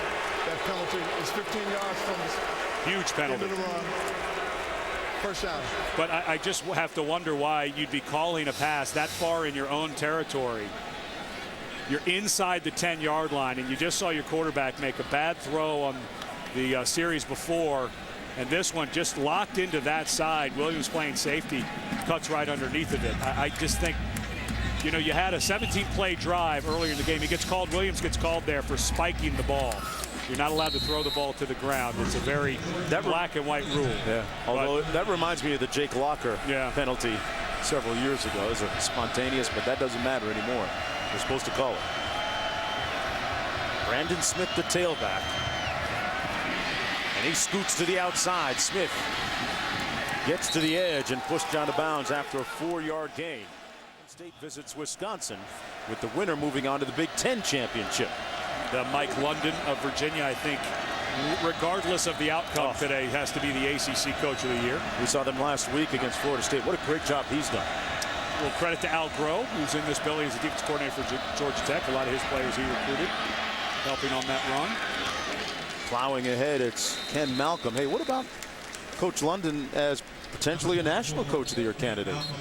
When you look at the turnaround from 4 wins to where they are now. And you look around the nation and all the teams that are stubbing their toe. But if LSU wins the SEC championship, I think you have to give it to Les Miles with everything he worked with off the field. His quarterback got in a bar fight before the season. They had to suspend 3 players before a game, including Tyrann Mathieu, who's one of the best players in the country. So he'd be tough to beat, but I agree. He should be certainly in the ACC, but you're right. If they win the ACC, you might have an argument. 3rd and 2 here. Handed off to the fullback. A rare touch for Ogletree, and making the most out of the opportunity. 1st and goal. He fumbled it, but they're going to say maybe he was down first. To knock Orson Charles out of the way before he could get on his horse. Take one more look at it. Charles comes over in motion. And because it's so short, he can't even get a block on the fullback, or excuse me, on the linebacker. Yeah, he was down. Yep. That ball is secure as he's going to the ground. Play is under further review. And that was a good effort by Isaiah Johnson. This, to me, should stand as called on the field, but he was down at the 9-yard line. Had a couple of reviews here in the second half. One more look. This is a better angle. It looks to me like that ball is under control until Ogletree's back hits the ground. I'm seeing nothing indisputable to say that that's a fumble. This might be the best angle. Yeah, he's down. Yeah, he's down. And I think they're right to review this. We're at a key point. You should review all turnovers, obviously, but at a key point in the game, Georgia knocking on the door again, already up 14. So, well, the call on the field is that the runner was down. I don't know that you're going to get that smile off of Ogletree's face.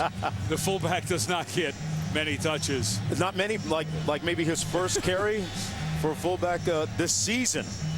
It was. Well, then, of course, Georgia Tech was surprised and couldn't make a tackle on the play. They didn't practice for it. Here's the call. After review, the ruling on the field stands. And I think you have to start giving some credit to Mike Bobo, the offensive coordinator for Georgia. You think about this was going to be a run-based offense, letting Aaron Murray kind of fill into the role as the starter as he got better. But the things that he has had to do to generate some offense with all of that turnover at running back, on his offensive line, they lost Dallas Lee. They thought they'd have Trent Sturdivant this year. They don't have him. But Mike Bobo, to me, is really coming into his own as an offensive play caller. 1st and goal. And Malcolm in the backfield. King split wide to the bottom of your screen. They give it to Malcolm with nowhere to go. Stopped up right around the line of scrimmage. It'll be 2nd and goal for Georgia. And here is where the play action, I think, comes in. We've been talking about the fake ability that Murray has. I think this is where you see potentially a ball fake. 3 wide receivers set with a tight end. It's the perfect down and distance for a play action pass. They went to Michael Bennett last time for a touchdown in the red zone.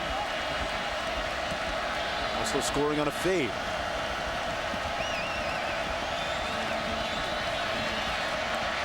Murray with tons of time underneath.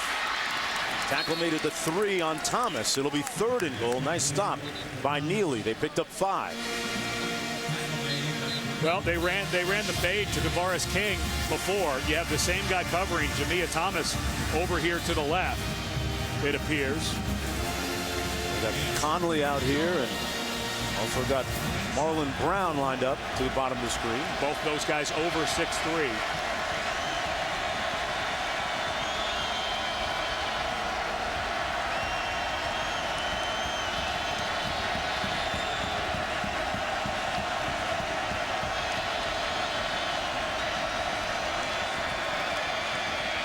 Into the end zone. Touchdown. Aaron White. Georgia with a lot of weapons to use down there in the red zone. And for Aaron Murray, that's his 4th touchdown pass today. What a nice throw by Murray. White, the tight end, was lined up in the slot. He ran the deep route in the back of the end zone. And you had Connolly and Brown run shallow routes underneath so that the corners had to play up. Good read, good throw by Murray. And Georgia starting to break this one open, up 21 points. And I would not be surprised if Aaron Murray's done for the day. You're up 21. Yes, the game is important, but it is not. You don't think it's too early? No, I think you get him out. Okay. I think you get him out. Let's take a look at the BCS standings this week, brought to you by Tostitos. LSU with a convincing, boy, what a comeback win yesterday by LSU over Arkansas. Happened in a hurry, didn't it? Oh boy, avalanche of points. Arkansas losing, Alabama at Auburn tonight. For me, if Oklahoma State, if something crazy goes on at the top, LSU loses to Georgia, I just would have a problem with Oklahoma State getting into that top 2. To me, you can't go to Iowa State and lose on the road and then with a straight face say that's going to be one of the teams that's playing for the national championship. How do you handicap that LSU-Georgia game next week here in Atlanta again? I mean, these guys got to feel like this is a second home for them, Georgia. Yeah, that'll be their 3rd game this season here. Talk about it after the kick here. But first, we're going to check in with SportsCenter right now, presented by Discover Card. All right, Reese, hand off for a yard to Sims. If there's going to be an NBA All-Star game at Cunningham, I'm going to invite you to come with me, okay? I will be there. I got all the hookups to the parties. You can come. You can be my guest. All right? Fly in from L.A. I kind of like, why don't they just start the NBA season on Christmas Day the rest of time? That'd be just fine. There have been some people that have thrown that idea around. 66 games, I feel might be the perfect length to the season as opposed to 82. I can't even imagine how damaging that would have been to that sport if they would have sat out the entire season. 2nd down and 9. Showing patience still in the offense, running it to David Sims. And now for today's Aflac trivia question. It's a Heisman pose. Name the FBS coaches other than Paul Johnson who are both head coach and offensive coordinator of their team. That's a tricky one. Well, it's also, I think, a little bit of a trick question because Paul Johnson, they do not have a named offensive coordinator. But a lot of places like Jimbo Fisher calls his own plays at Florida State, but he has an offensive coordinator. Steve Spurrier calls his own plays. So you're setting up the stage for a little bit of debate here. Disclaimer, right? Let's take one more look at that Aflac trivia question. Dana Holgerson at West Virginia calls his own plays. Chip Kelly at Oregon calls his own plays, but has an offensive coordinator. You know, our producer, Kim Belton, just trying to stir it up and get us all, riled up here. Name the FBS coaches other than Paul Johnson who are both head coach and offensive coordinator for their team. And here's the answer. Holgerson, check. Spurrier. Oh, wow, okay. Hugh Freeze. Arkansas State having a wonderful season under Hugh Freeze. June Jones, I got that one. I knew Mike Sherman was an offensive coordinator, obviously, at the NFL level. But here's how tough a job is that? Very well. We talked about this last week. It is difficult, but I think for a guy like Paul Johnson, who's been doing it forever as a head coach, first at Georgia Southern, then Navy, here at Georgia Tech, obviously very used to that. But I think calling plays offensively is easier than calling defenses for a head coach. And they run it and pick up the 1st down on 3rd and 4. That was Roddy Jones. And the reason I think that is, as an offensive play caller, it really is about down distance, and you're just looking at your menu and saying, what am I going to call off of this menu? Whereas a defensive coordinator, it's a lot of times about what the offense is doing, what personnel are going out there, what's going on in the clock, are they going to go for it on 4th? And that takes you away from overall game management, I think, if you're a head coach. Interesting point. David Sims picking up a couple of yards. Sims, the team's 2nd leading rusher. Actually played quarterback as a freshman. And right now he's listed as one of their emergency QBs, although Washington holding it down pretty well so far as we approach a minute to go here. You know, and earlier in the ball game, you asked about how much of a lead is too much to overcome. 21 is not, but that clock in this offense, if I'm Georgia Tech, may start speeding this up a little bit. And Stephen Hill had it in his hands, dropped it. That's going to be ruled incomplete. Well, on the heels of a couple of Tevin Washington interceptions, he can't afford to have his receivers drop ones like those. And Stephen Hill, their leading wide receiver coming into the game. Guy didn't practice Monday or Tuesday because of an injury. Suffered a back injury against Duke last week. He's going to hear it because he's good friends with Brandon Smith and Brandon Boykin, a couple of DBs for Georgia, playing on the other side today. Played high school football against him, basketball as well. 3rd and 8. Washington looking at a blitz and a nice screen call. The pass complete to Sims. Boy, great hand walk out near the first down marker. This guy is tough. A 7-yard gain, and they spot it right near that first down line. He got what I think was a pretty generous spot. Great hustle by him. But remember, he did this exact same thing as the full-on blitz comes. The linebackers twist, and there's nobody there to block. But it was a good call by Paul Johnson to dial up the screen, and Sims once again keeps his balance. First time he scored a touchdown, that time picks up a much-needed first down. First down, they run it again. Here's Sims getting a touch. Picks up about 8. In this position, that short position, is they call the B back. The 2 backs that line up near the tackles or in the backfield are called A backs. And Todd Grantham, the defensive coordinator, said our #1 job is to stop that fullback B back position. And so far, Georgia Tech starting to get that position going a little bit. There's Sims, who was buried on the depth chart as #4 at this position to start the year. Mark Richt's team up 3 touchdowns when we come back for the 4th. Welcome back, everyone, and now for tonight's Game Track, brought to you by Bud Light. Georgia with 17 unanswered points, and Aaron Murray, like last year, another masterpiece passing the football. Last year he was 15 of 19 with 3 touchdowns, and already surpassing that with 4 today. Georgia Tech trying to mount a comeback here as we start the 4th period. Fumble, and Tevin Washington pouncing on the loose ball. An inauspicious beginning to the final quarter. Now, Georgia Tech doesn't need plays like that. You've got a 2nd and short. You're going to be rolling right along with another first down, already down 21, and now you get to 3rd and 4.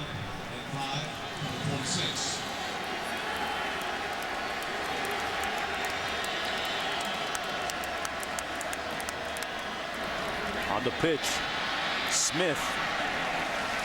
And Orwin Smith picks up the first down and 7 yards. How much of a dilemma, Ed, is it for Paul Johnson in that this is a running team? There's some passing situations out there, but his quarterback has thrown 2 interceptions already. I'm not so sure how many pass plays we're going to see called today that are not just throws down the field off of play action by Paul Johnson, because I think it is a dilemma. Washington with a nice ball fake and tackled after a 2-yard gain by Ogletree. And for Georgia, it has been the year of the turnover. This just a missed throw right into the arms of Gilliard. And then locks in on his receiver. Washington does to that side, and Sean Williams comes up with the interception. And I was shocked that Paul Johnson was calling that pass from deep in his own territory, because it was the series before that Washington had thrown the interception to Gilliard. Handed off to the first man through. That's David Sims. Picks up a couple of yards.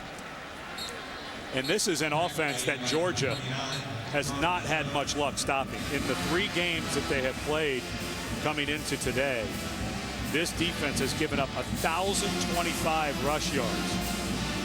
In the last 3 games, that's 341 per game. And you can see the difference between rush and pass. It's obviously, they don't throw it much, but this is an offense that Georgia has not really solved since Paul Johnson got here. There's the pass, and incomplete, intended for Stephen Hill. Covered by Cummings. And I think that's a good call. Again, you're in a position where you maybe have to pop one, and Hill has that 6'5". So you throw it on third, and now on fourth you have to go for it. But I don't think you throw this. I think this is another option run. 13th play of the drive coming up, and critical, you would think, that Georgia Tech able to convert and get the first down here. They got to get down to the 38-yard line. Down by 3 touchdowns.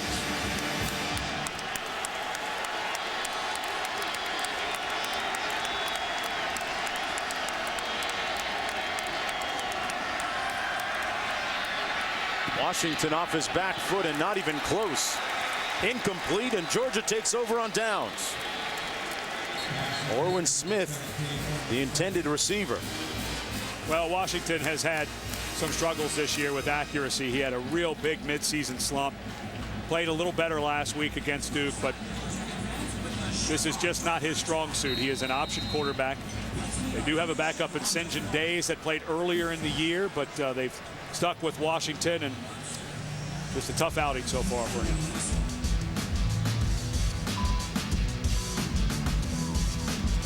And they'll be playing a SEC championship game right there. And the Chick-fil-A Bowl. Georgia Tech is in the hunt for that bowl, although a loss today, I think, knocks them out of contention for that game. Brandon Smith with the toss into the boundary. Gets out of bounds with a nice gain. And I'm a little surprised to see Aaron Murray still in the game, because they're going to be playing the SEC championship right down the road next week against LSU. You're up 21 in the fourth quarter. You've already lost a defensive starter, D'Angelo Tyson. If he's out of the game and walking around in a boot, he's got to be at least questionable going into next week. Just at some point, start getting Hudson Mason in, your backup quarterback.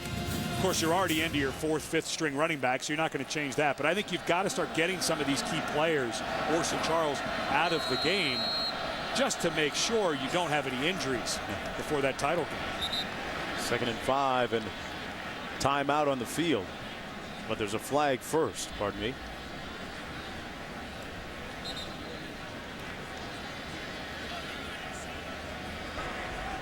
Substitution infraction on the offense.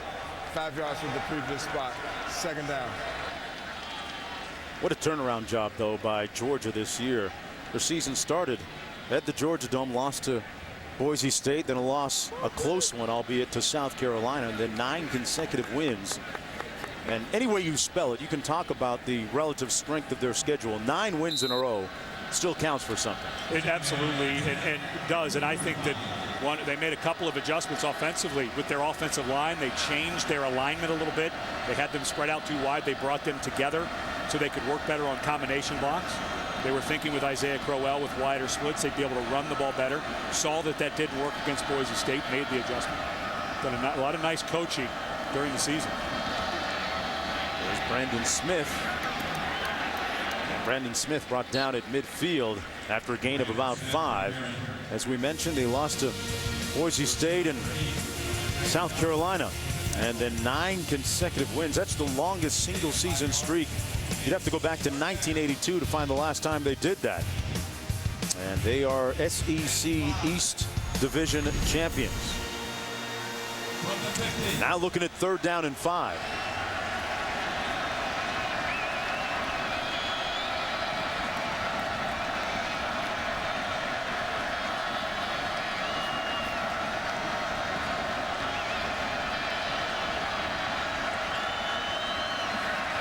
Murray surveys and delivers a bullet complete to Connolly. Chris Connolly picks up another 1st down for the Georgia Bulldogs, and that man is painting a masterpiece today. Chris Connolly, a young man, when we were talking to Mike Bobo this week, he said he's really becoming more and more a viable target. Big, tall guy, 6'3", over 200 pounds.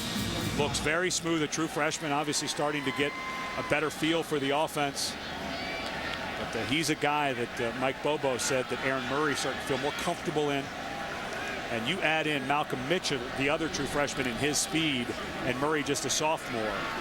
It's a pretty good offense over the next couple of seasons for the Bulldogs.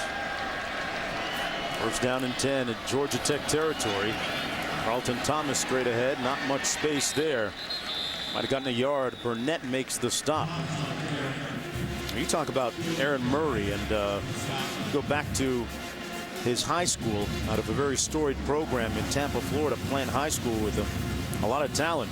But he's pretty tough. You know, in his senior year in high school, middle of the season, he broke his leg and was able to rehab and showed a lot of toughness and temerity, able to get back in time to lead his high school team to a state championship. Second down and 9.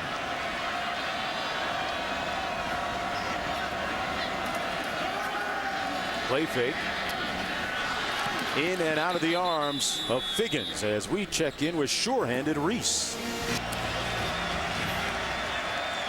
A good finish coming up there in that Michigan-Ohio State game.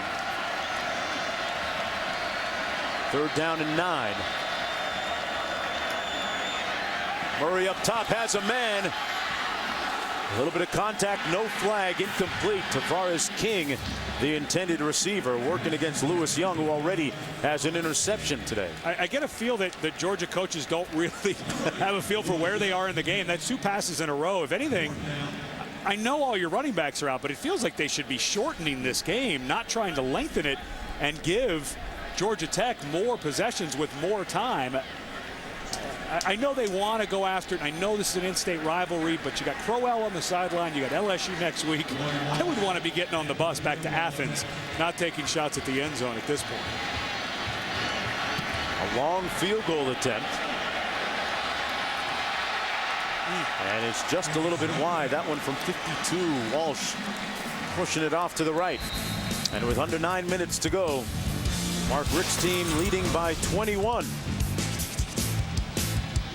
Little business at hand before they take on LSU next week. Might be wondering why we're showing you pictures of that type of produce. Well, Georgia is the nation's #1 producer of the 3 Ps. Peanuts, pecans, and you guessed it, that's an obvious one, peaches. How come there's no peanut and pecan streets around here? Just peach trees. Just peach, a lot of peach trees. Giving love to the nuts. Over 50. They need Georgia Tech needs some more P's, as in points right now, down 31-10. A 7-yard gain on that last run. 11 seniors playing their final home game here for Georgia Tech, and St. Days, the new quarterback, in the ball game. Days gets the first down. Is this a white flag surrender move? No, I think. What do you make of this? I think this is Paul Johnson giving a guy St. Days, who played a lot earlier in the year.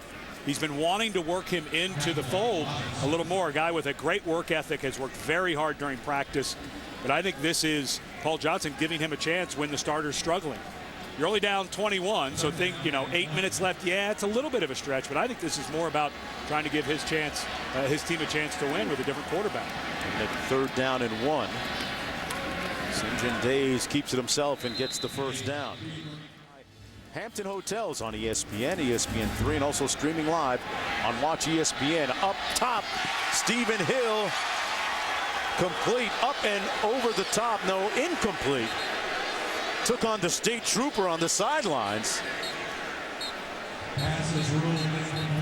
Stephen Hill and the state trooper. I'm not sure that Stephen Hill did not catch this ball. Let's Great watch effort. right at the end. If his right foot is down, when he caught it, that's catch. And you can see the field judge having to bail out of the way. His eyes are back, but there was no way the side judge was beat deep on that. And then the state trooper almost caught him. That the pass was incomplete. That's a catch. The previous play is under further review. And they might want to suit that guy up.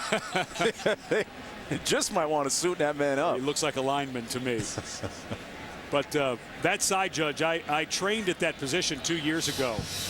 And the problem is that he got beat deep. Believe it or not, as an official, you can see you have to be able to turn and run and look back, but you can see his eyes. He has to turn his head to get out of the way. He should be another 5 or 6 yards down the field. tough to do, especially with this offense, because they run it so much. You're not expecting the receivers to go deep. So you get lulled into that. Get lulled into it a little bit. But that is one of the rules of those deep officials, just like a defensive back. You cannot get beat deep. Did he not swivel his hips quickly enough and get around it? Turn and burn, yeah. And that's tough. Again, you get lulled in a little bit, but that's why we have the magic of replay to get that call right, because that looked like a catch. Brings up a good point. How does this style of play affect the officiating in the game? Like, you get lulled into is it a different type of feel when you're back there calling a game with an option team? You're looking for much different things. The ruling on the field is that the pass was complete at the 17-yard line. First down. Well, the referee got that wrong. It was overturned, but still the same result. But yeah, as an official, one of the things you have to look at, with all the cut blocking, you have to look for illegal cut blocks. And that's one thing that the Georgia coaches, I know, spent some time with the officials before the game, making sure guys blocking back towards the ball aren't blocking low and below the waist. So there are things that this offense not only challenges the defense, but challenges an officiating crew in a way that wouldn't be with a more standard passing and basic run offense than this option. St. John Days already with more passing yards than his predecessor. Not sure how well he runs it. Brought down at the 16-yard line. That was a very well thrown ball, though, by St. John Days for the completion. Jones making that stop. And you have to think going into bowl practice and then into spring practice for Georgia Tech that Days is going to get a look to be the starting quarterback. Washington, a good runner, runs the option very well, but a little limited in the pass game with him at quarterback. And if Days can throw it a little better, I would suspect that you may see a quarterback competition going through the offseason. Days on the pitch. Orrin Smith gets to the edge. Orrin Smith, touchdown.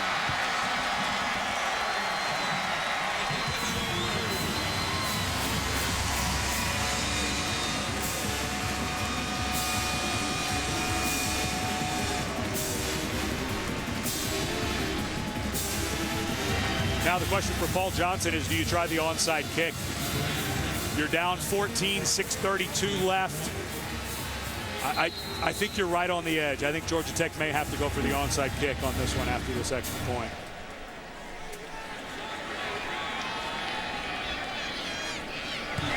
Six and a half minutes to go.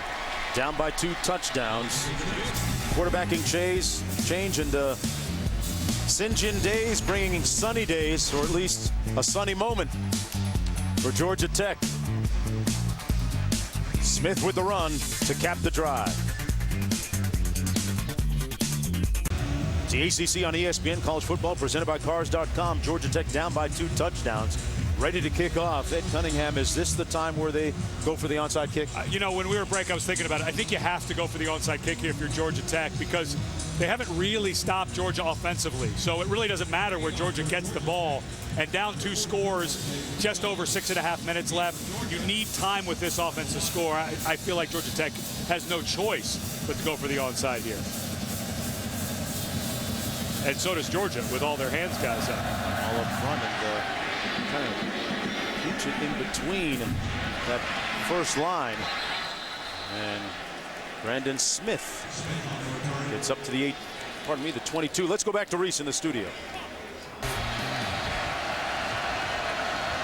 All right, Reese back here, first down and 10. We'll see if Mark Richt and Mike Bobo, his offensive coordinator, trying to burn a little bit of clock here and get out of Dodge with the W, up 14 points. That's Ken Malcolm picking up about 3 on the play. And Malcolm, of the remaining backs, the bigger body at 226. So they got a lot of depth at that position. I mean, we chronicled and documented some of the suspensions, some of the injuries, Crowell, Carlton Thomas, but it just tells you that they got a lot of bodies, good ones there. Well, we talked earlier about how many 4- and 5-star players they are in this state. Even though Mark Richt was a little bit on the hot seat, the one thing he has done a really nice job since he's been at Georgia is recruiting. Not many holes in this program. Former quarterback at the University of Miami, an offensive coordinator at Florida State. On 2nd and 7, they hand it off again, and a gaping hole in a first down. Ken Malcolm picks it up. The clock will stop temporarily. They move the chains and using the ground attack now. And now right down the street, the Georgia Dome. Peachtree Street, right? It's got to be one of them, one of the 100. But that is where LSU will lock horns with Georgia.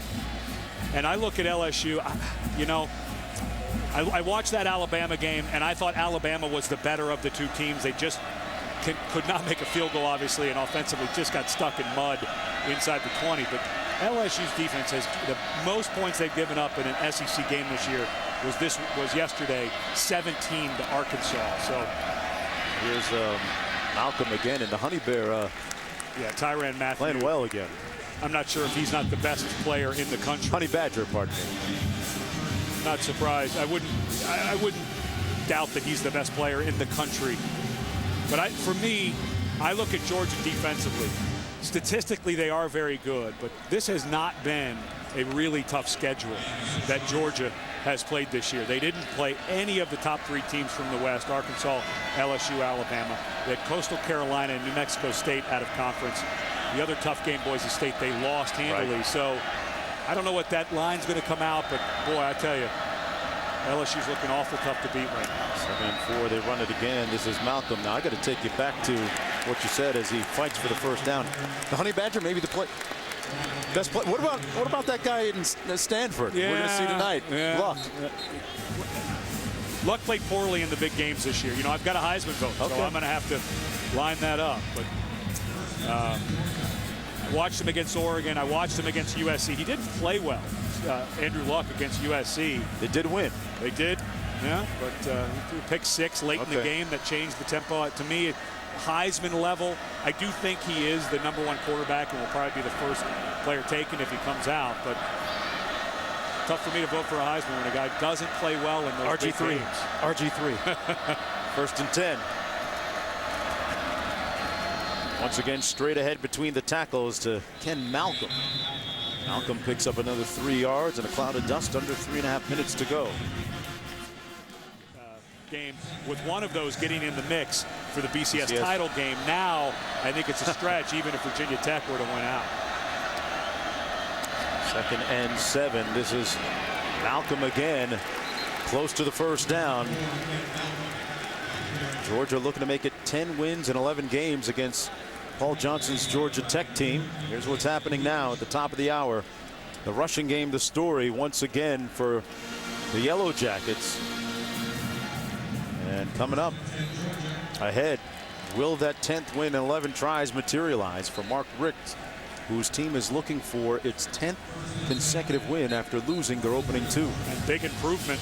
Game's not over, but for Georgia defensively last year, they gave up 411 rush yards. It was 3 fumbles, frankly, by Georgia Tech that lost the game. But a big improvement defensively for Georgia. They run it again. Malcolm into the line of scrimmage, and for the 11 seniors playing their final home game here at Georgia Tech. We talk about Senior Day all the time, and how much of a downer is it really, or is it overplayed if you lose your last game at home? No, it's a big downer. It is. And especially for Georgia Tech, who one of their goals was to win 10 games. Even with a bowl game ahead? Yeah, well, you'll bounce back from it, but it gets rid of one of those big goals, which was a 10-win season. And it's your last home game.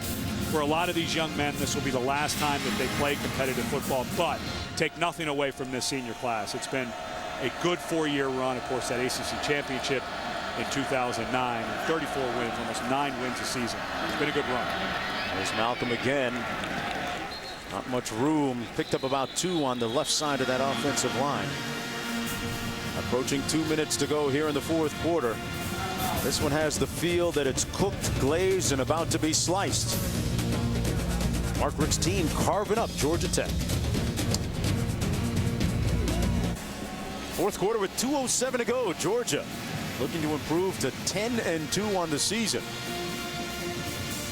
And limped down the street to play LSU. They lost D'Angelo Tyson, a defensive end. We'll see if he's able to play, see if Isaiah Crowell is back. If Crowell is not healthy for the game against LSU, boy, it's going to be tough for Georgia with all of the attrition that they've had. Richard Samuel may be ready to play, but just doesn't bring the explosive ability that Crowell has in the backfield. Crowell several times this year has been the SEC's Freshman of the Week. Aaron Murray surprisingly still in the ball game with a little over 2 minutes to go. Hands it off to Malcolm, and it's going to set up a 4th down. I don't mind Murray, believe it or not, this drive, because they cut it to 14 and they were just going to run the ball every single time. It was the drive before when they were up 21 and they were throwing the ball and not running the clock that I was a little more concerned about the health, or if I were worrying about the SEC championship game, I would have been worried. But that one, you knew they were going to run it each time, and they cut it to 14. But Georgia Tech out of timeouts as Georgia gets set to punt, and makes you wonder, Mark Richt with a little bit of a Cheshire cat grin maybe creeping across his face, might be looking for his lovely bride again, his wife, like last week against Kentucky. Yeah, he planted a big one. Remember, if you didn't see it earlier, this was the scene last week. Mark Richt, that's a Disney movie right there at Cunningham. And his players, as he goes over, watch as he goes over to greet his son. I think his son was maybe a little embarrassed. Yeah, Dad, congrats. Congrats. You won the SEC East, but you just kind of grossed me out a little bit. I got a teenage son. You know? Yeah. You know the drill? Yeah. Well, warm feelings abound, though, up in Athens, Georgia this year. Yeah, it's hard to put into context how difficult, after a losing season last year, his first in Athens, Georgia, and then to start 0-2, his seat was blistering hot. Here's the punt from Butler. And this one surprisingly goes to the end zone. He's been able to do what he wants with that football today. A 42-yard punt, 1:15 to go, and Georgia Tech is going to fall to 8-4.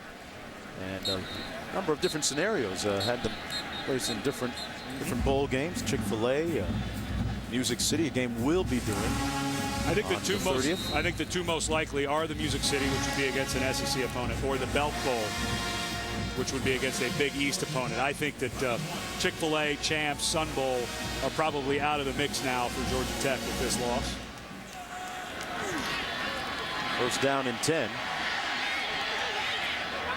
St. John Days launching, incomplete. Downfield for Roddy Jones, the senior, playing his final game here. You know, you look at Roddy Jones, you think about taking the helmet off these players and student athletes, as we often try to do. Wonderful story in that he's already graduated with his undergrad degree and now working on his MBA.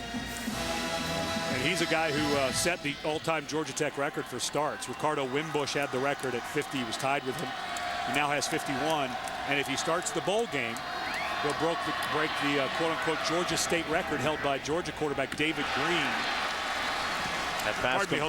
He'll tie David Green with 52 starts. So Stephen Hill, meanwhile, makes the catch into Georgia territory. Days with a nice delivery, 33 yards. I think St. John Days is seeing the opportunity to get some playing time in the bowl game and then get into spring practice and try to wrestle the starting job away from Tevin Washington.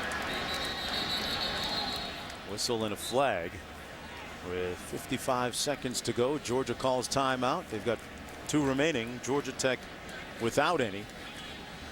And a good use of the timeout by Mark Richt. 31-17. You're up 2 scores. All of a sudden, Georgia Tech gets a big play in the pass game. They get over midfield.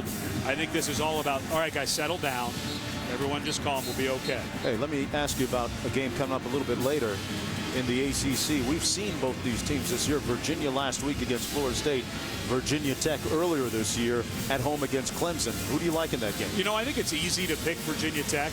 In the game that we saw Virginia Tech against Clemson, Logan Thomas played poorly.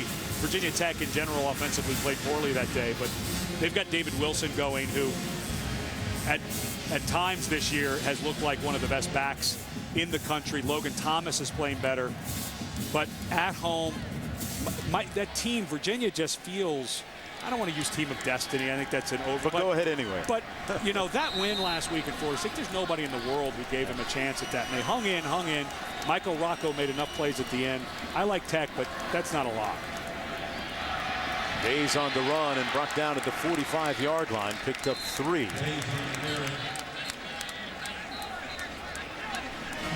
Well, to the credit of Mark Richt and his coaching staff, this is a team today whose motivation was questioned by some, but they certainly played a highly motivated game. Days throws that one away into the first row.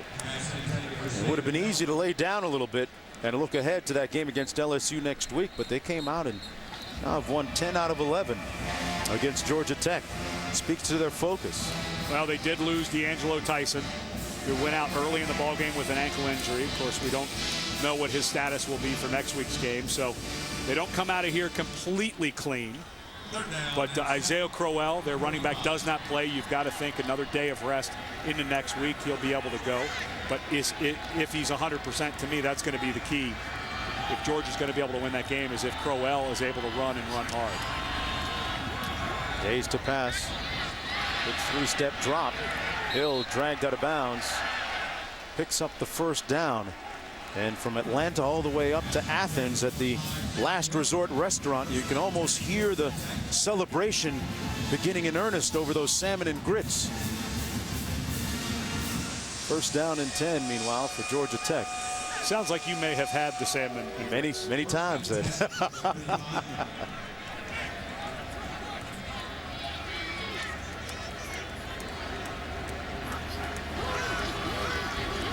Days looking to do some work, but sacked back at the 41-yard line. And that just might do it.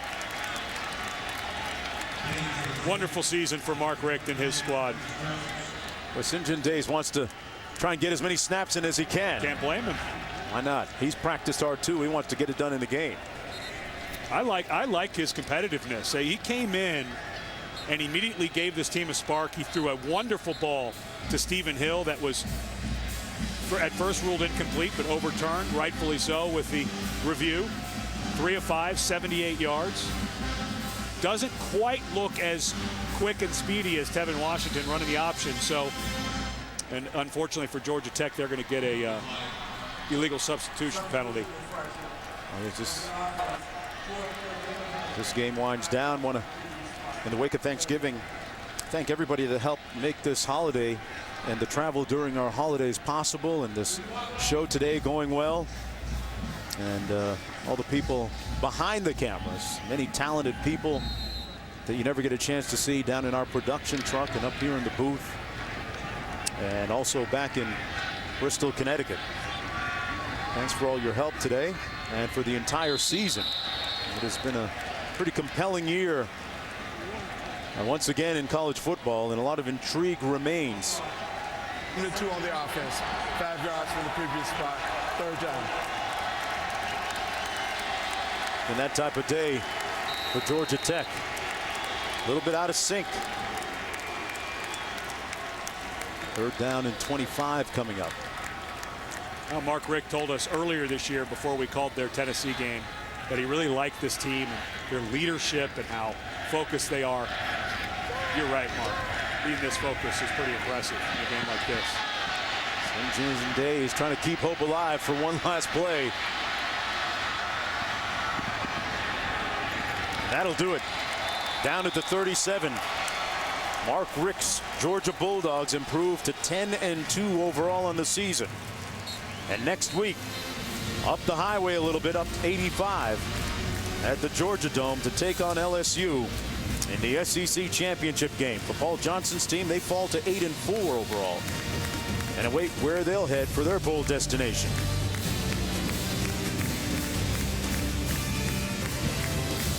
Once again, our final score, 31-17, coming up next on ESPN, the college football scoreboard, presented by Acura. The Bulldogs, well, they certainly do this year. They run it. They got the papers on the state. For Ed Cunningham and our entire ESPN crew, I'm Mark Jones saying goodbye from Atlanta, Georgia. This has been a presentation of ESPN, the worldwide leader in sports. Right now, send you to the studio.